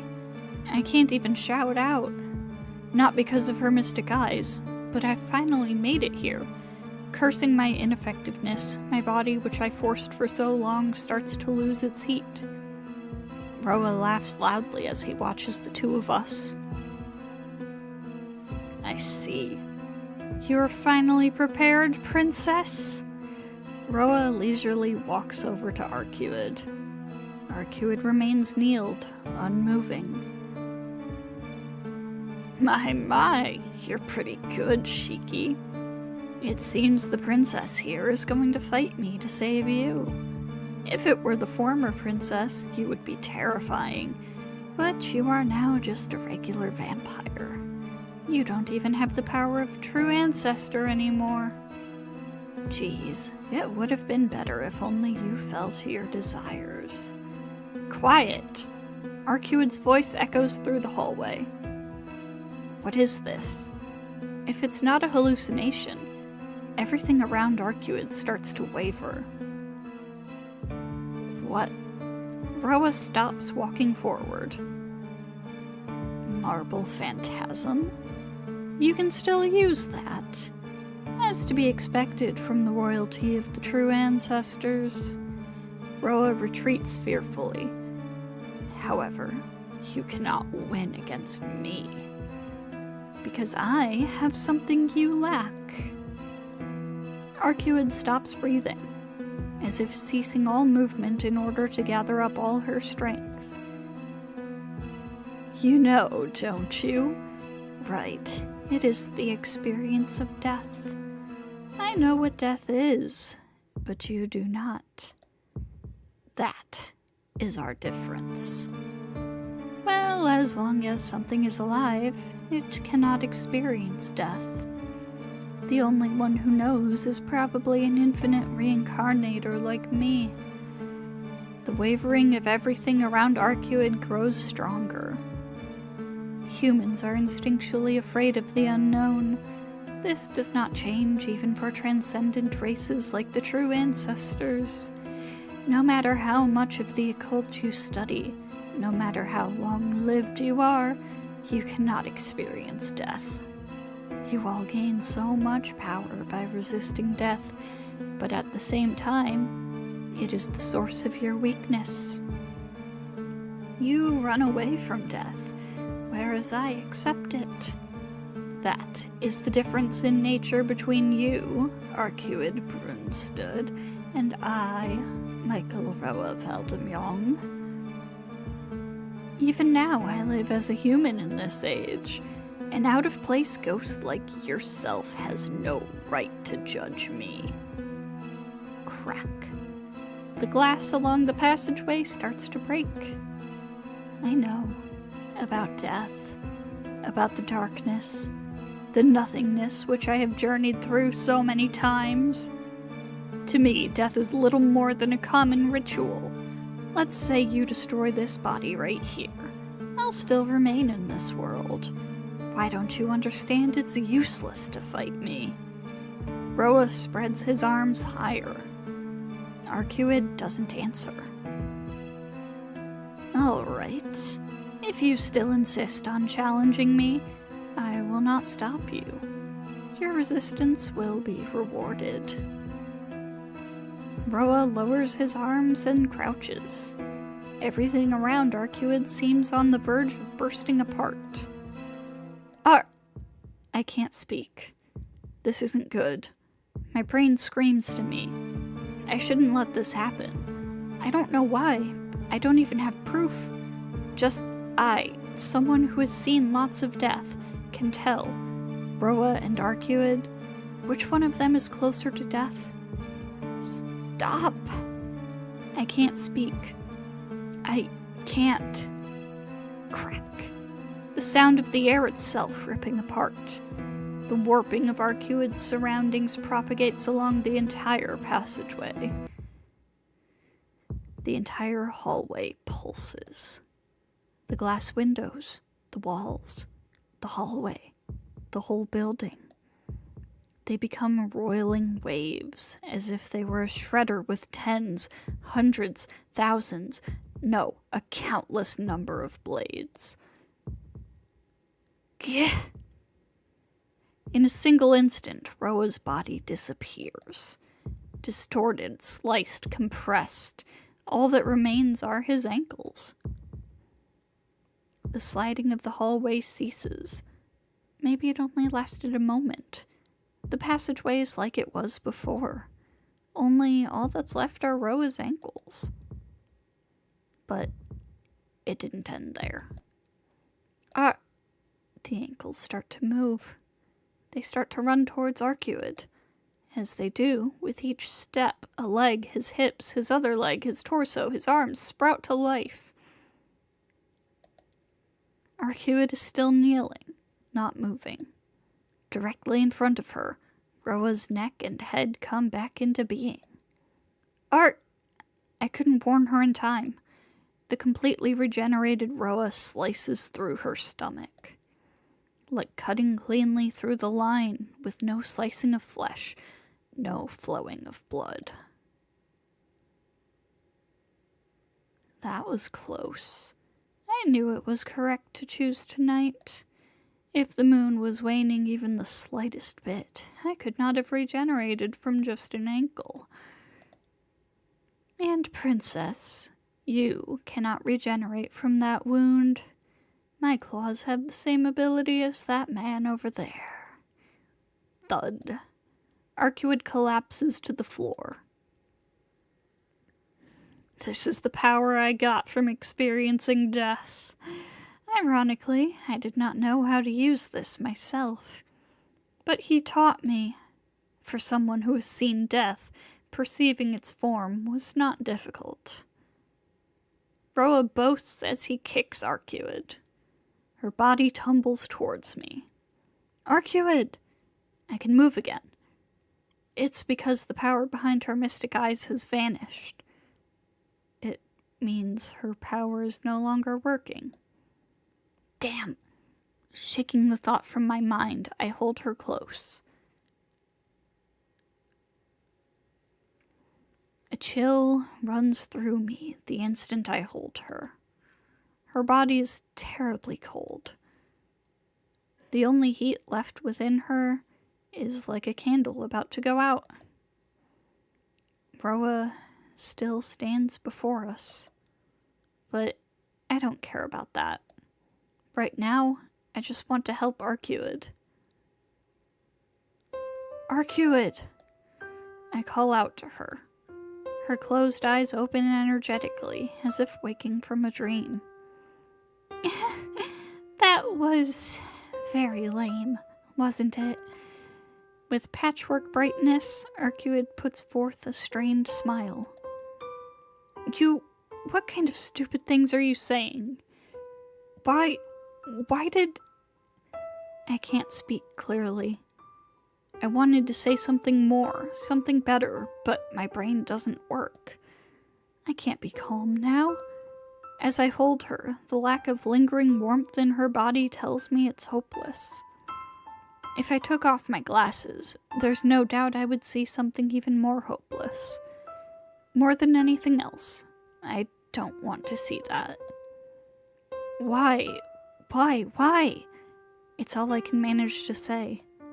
Exasperated at myself, I hold her tightly. There's no embrace in response. She doesn't have any strength left in her. All she does is smile happily. No! This can't be happening. Why did you do it all by yourself? We're partners. We said we'd help each other to the very end. Oh yeah. That's right. Yeah. I kind of forgot. How can you forget? This makes me useless. I said I would help you. I said I would definitely help you, but I couldn't even help one bit. No, that's not it at all, Shiki.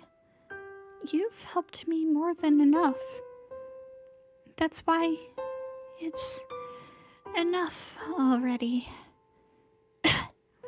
She coughs up blood and smiles painfully. So, I wanted to thank you. In the end, I'm glad I was able to protect you from Roa. I gasp.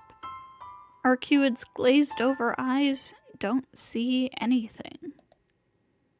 Not her wound, or even Roa, who still lives. Her time. Since attacking a while ago, ended right there. Yeah. Thanks. I can't even lie properly. The light in her eyes is fading. Her body warmth is rapidly approaching zero. I'm going to lose. Am I going to lose her like this? Arcueid. Yes? Drink my blood. If you do that, you'll get your power back. Not even thinking, I scream that out. She doesn't answer, but slightly. She shakes her head. Why? Don't tell me you're still scared. Look, you said it before, right? You asked what if birds or fish had the same amount of intelligence. Could I eat them? I would. If it meant I would live, I would. Isn't stealing things from others to live a natural law of the world? That's what she said herself back then. So why? Why does she just shake her head with those pitiful eyes? I don't like talking about what ifs. A denial. But that was my line back then. But she said before, she likes playing what if. Because it feels like there's hope. Really? I like what ifs. Even if it is sugarcoating things, I feel there's always some hope. Isn't there? But I can't finish. My throat is just so tight. I can't speak properly. That's true, but right now there's something else I want more. With a wavering voice, I ask her what it is. Yeah, I want you to kiss me, Shiki. What? Such a simple thing? Is that alright? I press my lips to hers. Isn't it sweet it isn't sweet like before, or gentle. Just a kiss where I press my lips against her cold lips without any warmth. After that, she smiles as if extremely happy. I always wanted to do something like that. Oh? You really like strange things. Yes, but I'm still happy. Just that felt so good. I've lived for so long, but I've never been this happy like I am now. So, I kind of thought to myself, maybe disappearing like this might be good. After murmuring such a thing, all warmth disappears from her body. Arcueid? There's no response. Even though her body is still here, even though her body is still this soft, even though I still remember the sound of her voice in my ears. Never again. None of this will ever happen again. What have I been doing? I wanted to make her happy. I wanted to teach her so many things. I wanted to take her to so many places. I wanted to be with her forever. But it can never happen. She's done it.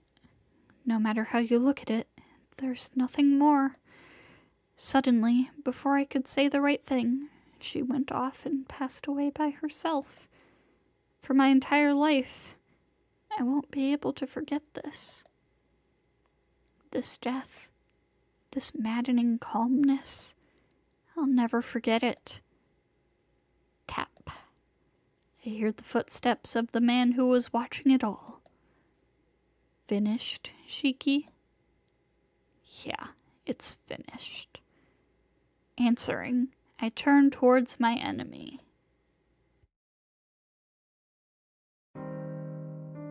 We face each other in the moonlit hallway. Roa doesn't move from the spot where Arcueid was before. He was watching everything silently, probably because he knew he was in a dominant position. I didn't think you were still alive. Roa says this casually, as if nothing has happened. I take off my glasses and ready my knife. It seems those who can see death are good at escaping death. It isn't a matter of the strength or weakness of your life. However, normally people call that useless effort. You're one to talk. You and I, we've already died once. Exactly, Roa says as he smiles. Those returning from the dead can understand death. You and I are special cases of that kind. I've experienced death 17 times before I got to this, but you've only done it once. Honestly, it must be the difference in our latent ability. I am really curious what kind of ability it would have been if I had reincarnated in your body. A bothersome, overly composed voice. Just hearing it makes my head hurt.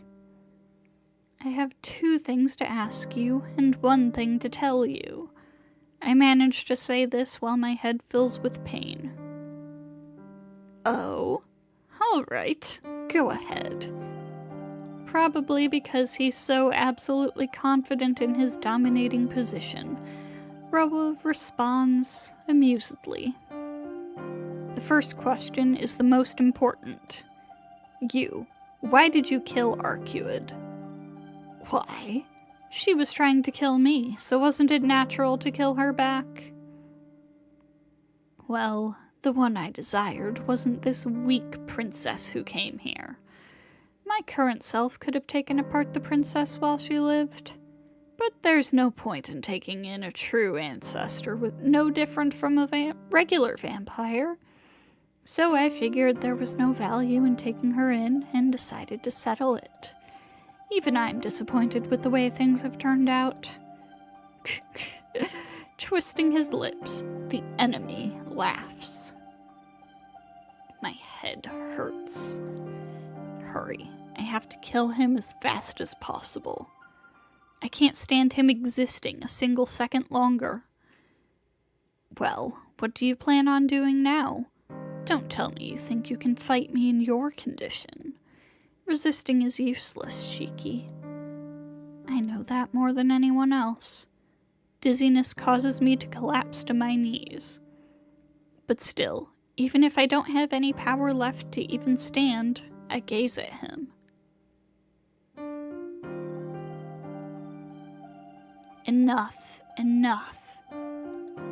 Even if you see my death, if you can't touch me, it's meaningless. Hello, Boab. Welcome, welcome. I am doing alright. How about you? You know, Shiki, I'm rating your ability rather high. Highly. Yes, it seems Shiki's personality is fading away. Since he has avenged you, I'm more Roa than Shiki now. Well, it doesn't really matter. Roa takes another step forward. Isn't this power wonderful, Shiki? You should be happy. We're probably the only ones who possess the mystic eyes of death perception in the entire world. Not true, you are not. Well, in this specific world, probably. But I guess there's no reason they couldn't be happening at the same time. Well, it wouldn't be the same time, actually, but in the same timeline.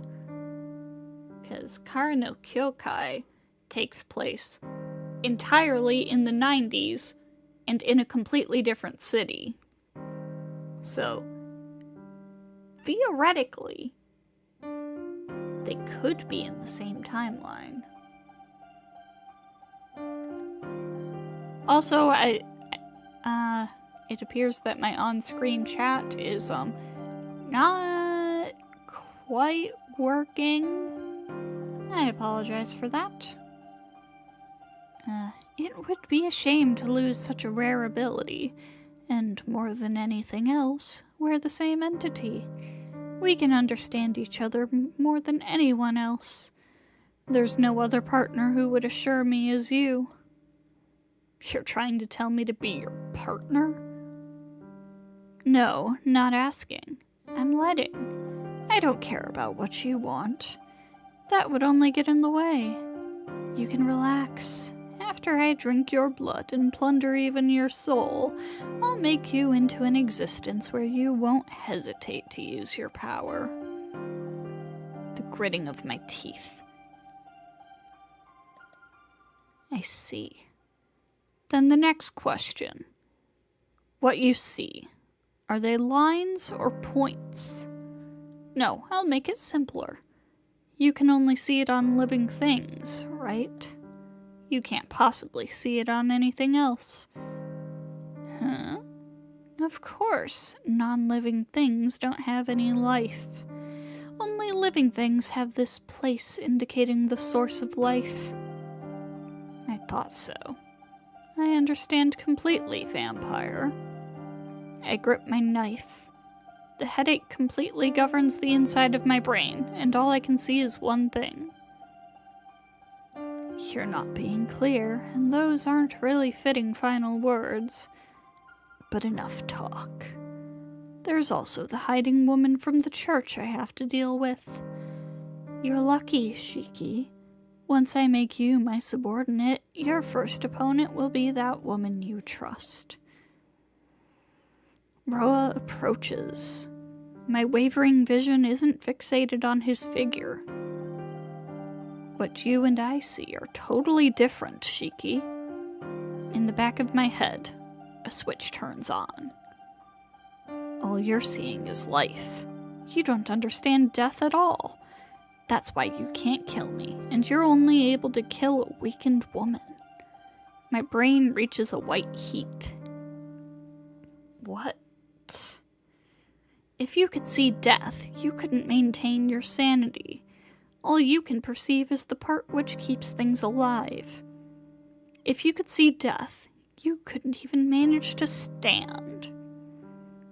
To give an example, it is the world on the moon. Everything is like a desolate wasteland. The seam of death on everything I see.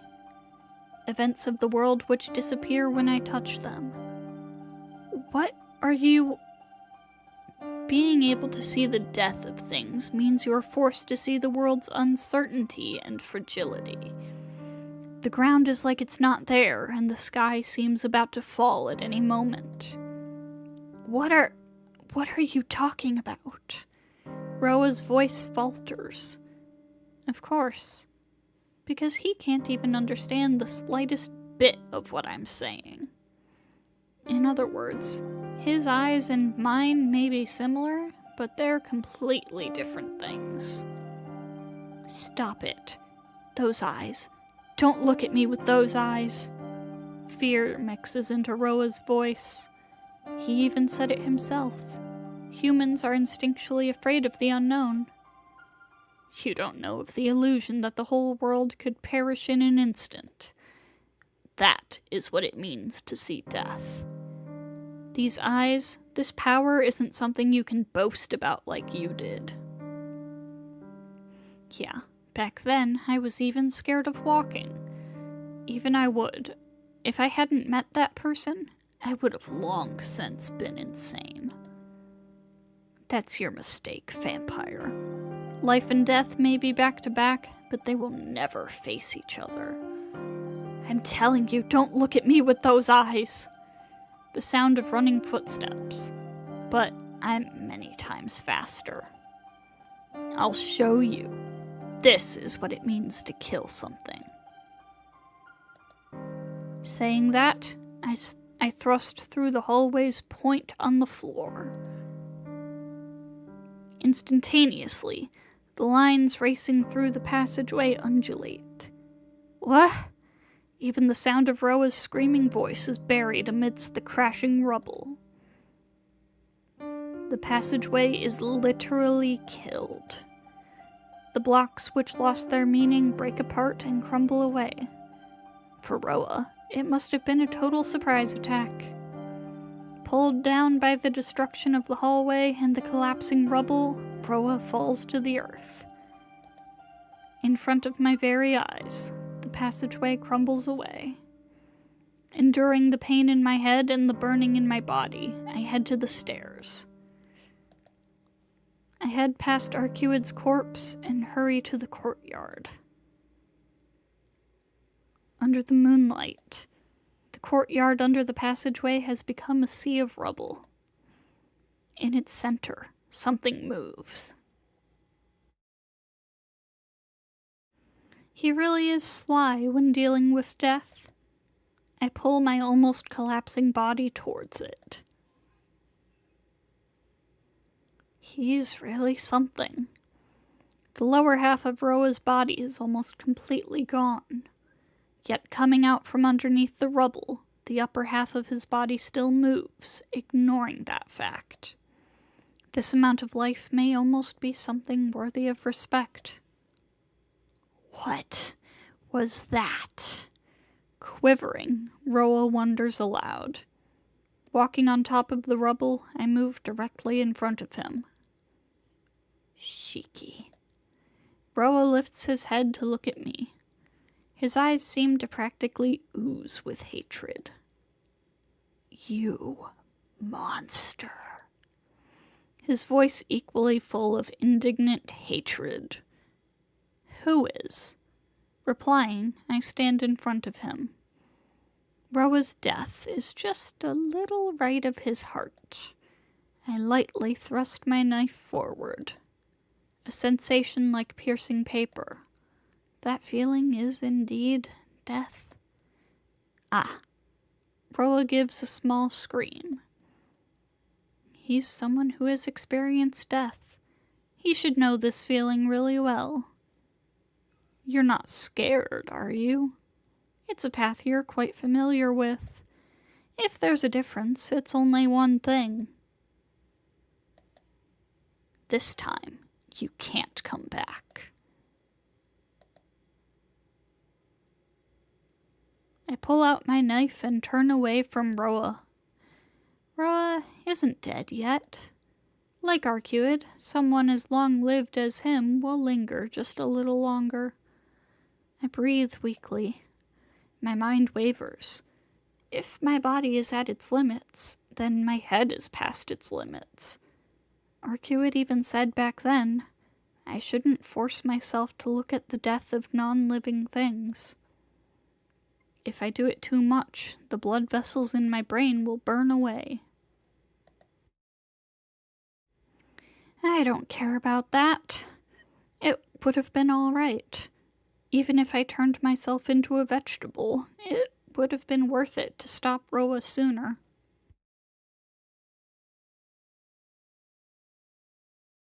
That way, you wouldn't had to have... Huh? I collapse. I fall on the ground. My ankles are in pain. I turn around and see the upper half of Roa's body, which crawled this far. You... With bloodshot eyes, he makes his way onto my collapsed body. Fading, disappearing, I am His bloody arms wrap around my neck. Why, I disappear? How did you kill me? Opening his saw-like mouth, he moves to bite my neck. I won't disappear. You and I are connected, you see. You transfer my existence. Links cannot be cut. His teeth dig into my neck. He vanishes. Roa's body falls apart in a single instant. Yes, with this, it means I'm the one who killed him. Senpai says this, sword in hand and breathing happily. Huh? I don't quite understand.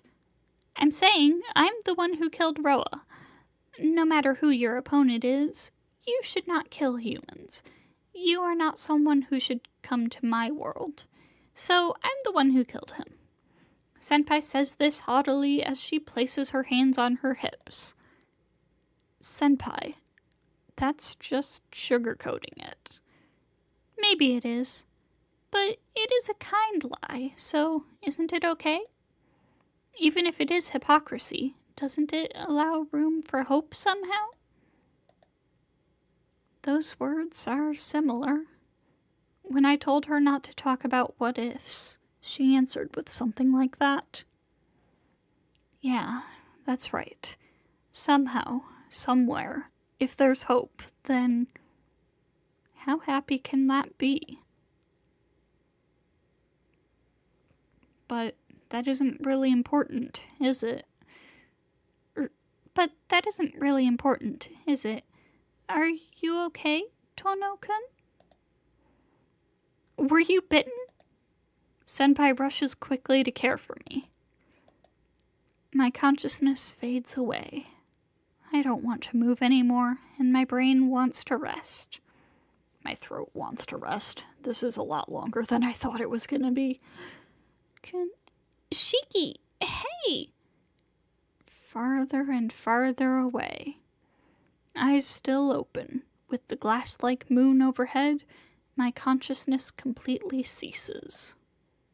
As it happens, I think to myself how it seems just like a television being switched off. I don't know if my mic picked it up, but why the hell did my dad's phone alarm just go off? Shiki-sama, It is morning. Please wake up.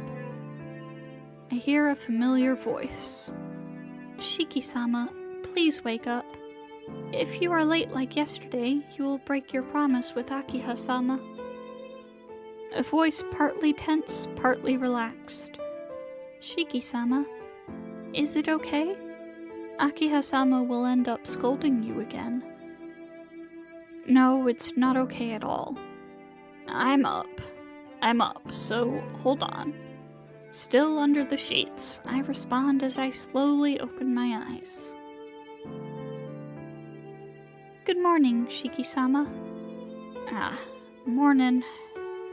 I give a sleepy greeting in response and put on my glasses. It's past 7 in the morning. Hisui came at her usual time and managed to wake me. I will prepare your breakfast. After changing, please head towards the dining room. Hisui disappears from the room after a bow. I give a big yawn. After a nice stretch, I get up from bed. I change into my school uniform and cast a glance at my desk.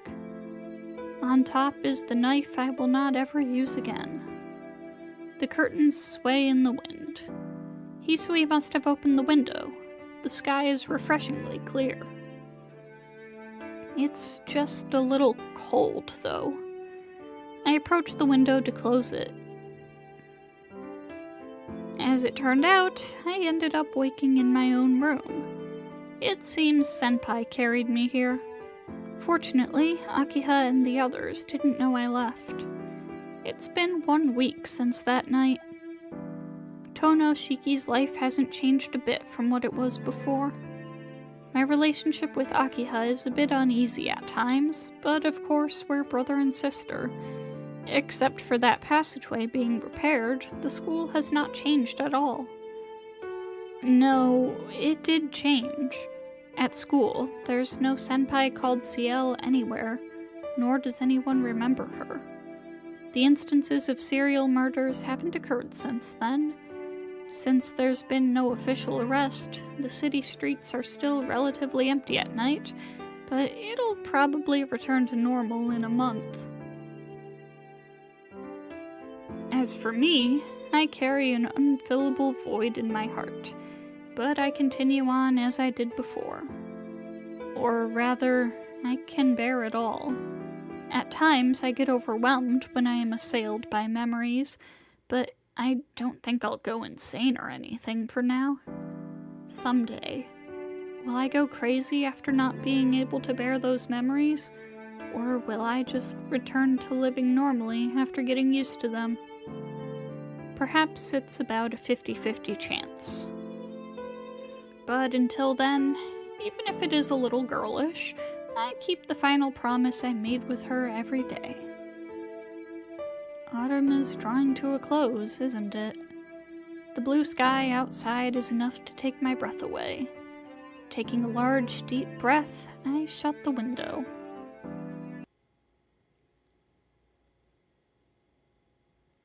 Classes end and the classroom empties, but I won't leave until the sun sets completely. The red classroom. The burning sunset spreads outside the window. The sun flushes red as it sinks deep in the sky. I'll always be waiting here. I'll remember my unforgettable promise. I'll continue waiting here forever. There's still one promise I haven't been able to fulfill. When this is all over, when we're done defeating this vampire, before we part, can't we do something like this just once more? Back then, she tilted her head to the side in confusion. So, I really was wondering, what would happen if we were to meet again without any responsibilities? If we just met for no particular reason?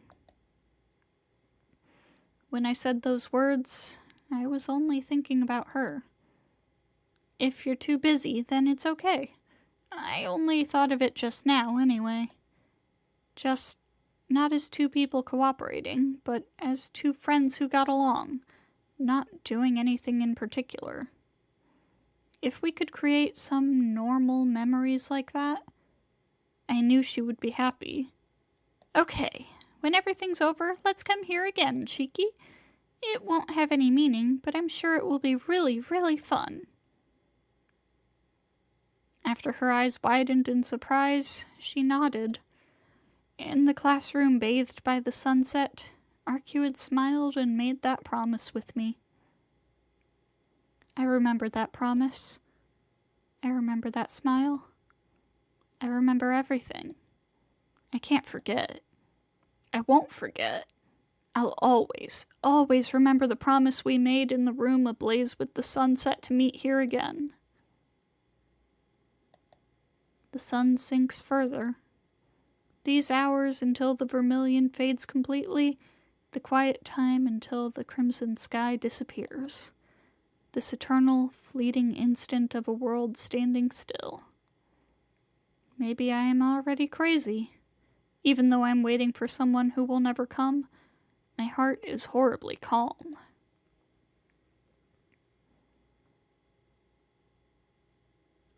Clatter. The sound of something touching a desk. I look. A window is open. I realize that, painted in red sunlight, she is standing by the window. She doesn't move at all, but she's there. She's right in front of me. She's not an illusion. But I feel like there's a distance which can never be spanned between us. I can't speak, but I feel so terribly calm now. Jeez, I really was planning on disappearing, Tsuki, but you'd just wait forever. I couldn't just leave you alone like that, so I came here. She smiles bashfully. Well, you know, I did say I was never going to break a promise with you again. That's true. Thanks for keeping that promise.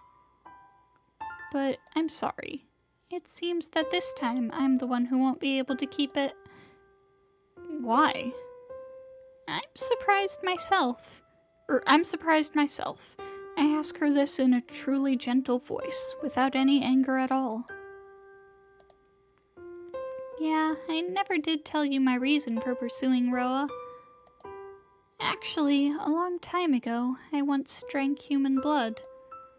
At that time, the humans stole some of my powers and became an incredibly strong dead apostle.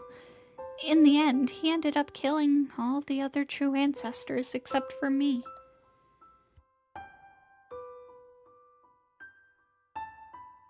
Then that means... You mean Roa? Yes. Until that time, I never knew about the vampiric impulse. The other true ancestors also believed that I did not have it. But it was too late. Until then, I didn't even know I was a vampire. So, I didn't even know it was something I shouldn't do. I see.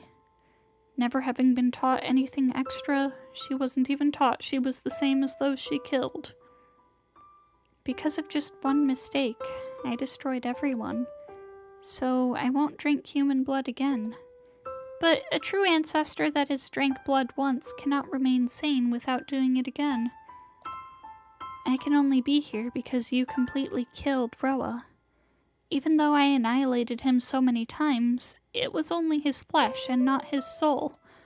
But you killed his existence completely, Tsuki. So the power he stole returned to me, and I somehow managed to revive. That doesn't... But that's all I can do. I can no longer resist the vampiric impulse inside of me. So... that doesn't matter. Tsuki, I can't see you again. Sorry for breaking our promise. That doesn't matter to me. I just want you to be by my side, that's all. You can keep your promise. Tsuki? Drink my blood. If you do, you can keep your promise. Time passes by. Neither of us says anything, and after a truly maddening silence, I see. But I can't. I don't need your blood, Shiki. Why? Is my blood not good? Do you have a reason for not drinking it? She nods. I like you, so I won't. She smiles like a flower blooming triumphantly. I suck in a large amount of air and just try to suppress this feeling. I want to stop her. I want to stop her. I want to stop her. I want to stop her. Even if I have to kill her, I want to stop her. But her smile is just too gorgeous. I can't selfishly bring myself to ruin it. Goodbye. I really am grateful for everything, Shiki. My throat trembles, and no sound comes out. But still, I have to say goodbye. I'm a liar. Why? You kept your promise, Shiki. Just a worthless liar. I said I would make you happy. Yes, I vowed to.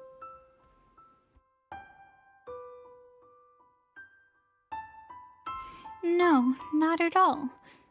I will sleep from now on, but I will always be dreaming of you.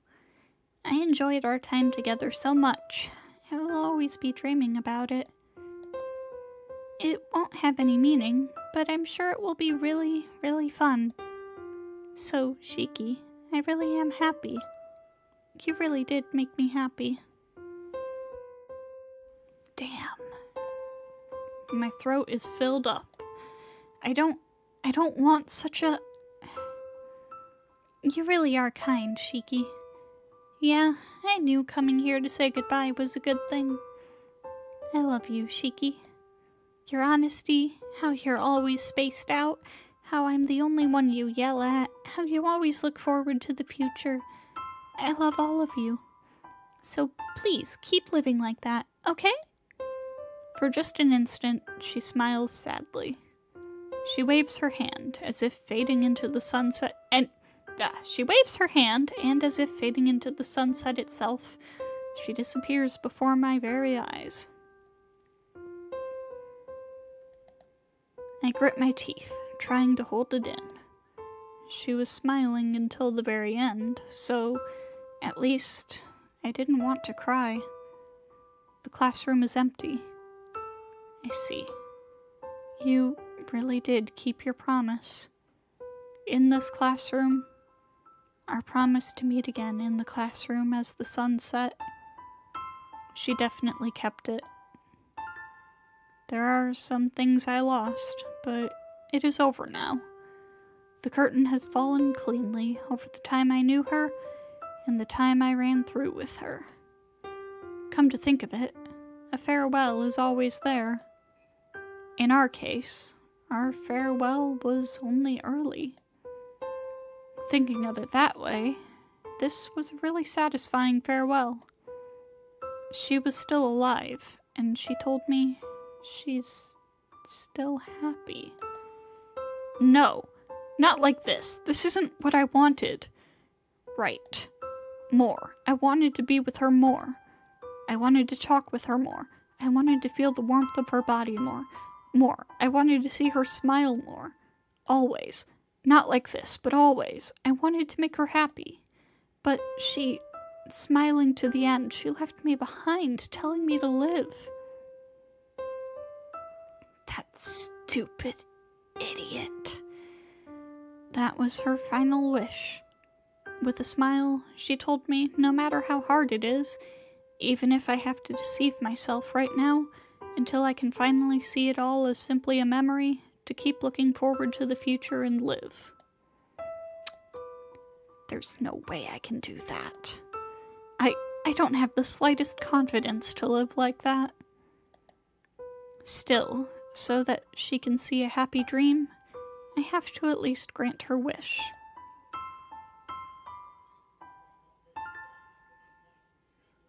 I realize the sun has long since sank.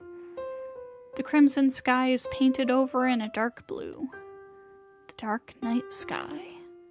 The spiral wisps of clouds and a bright white moon. They are all that's left. But an extremely beautiful memory. I exhale slowly, as if praying. She may no longer be here, but I have to say what I forgot to say earlier.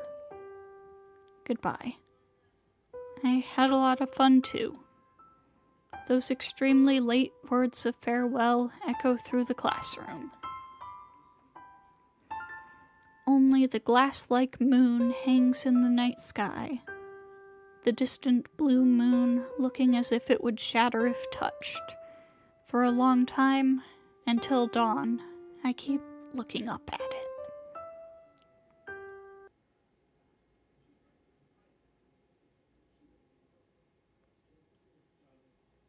And that is the end of Arcueid's route. So I said earlier that we were gonna go through it again to get the other ending, but I'm taking a closer look now, and that was actually the true ending of Arcueid's route. So I think we're not gonna do that, because especially with a visual novel, I don't necessarily want to do everything on camera, because, you know, if it's a visual novel, if I do everything on camera, on stream, like 100%, then what's the point of you playing it, you know?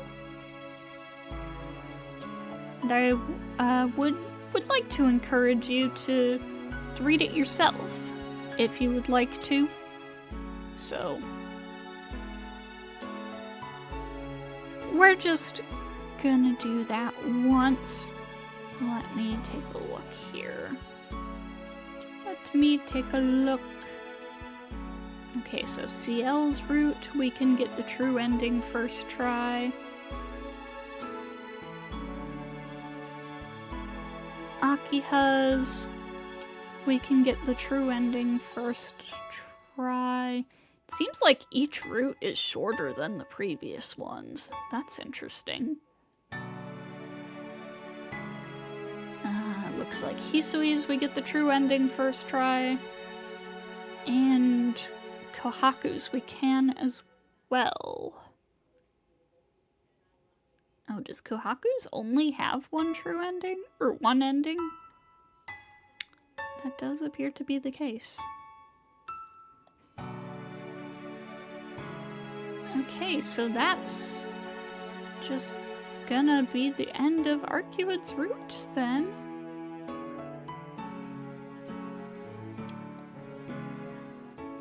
In that case, that means next stream, we're gonna be starting CL's route.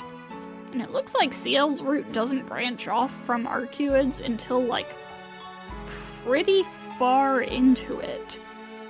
So I'm not sure how much we're gonna be able to actually do in the first stream.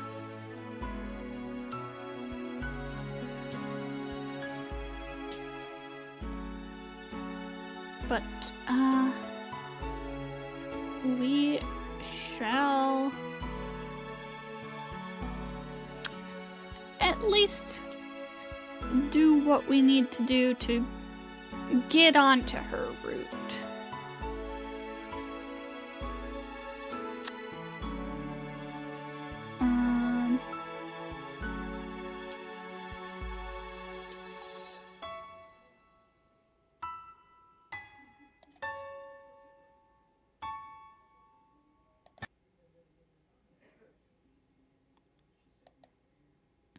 Is that it? That everything? Will you take CL Sensei's lesson? No, I don't think we will, because we haven't been doing any of those. Alright, so that's gonna be the end for this. Like I said, next week we'll be starting CL's route, or at least doing what we need to do to get onto her route, hopefully. Tomorrow, we're streaming some Grand Blue Fantasy. We're gonna be continuing the anniversary event that's going on. And And Sunday we're gonna be doing some stuff in Genshin. I don't know what. Probably events, TCG, etc. So, thank you to everybody who stopped by tonight. And I hope to see you all next time.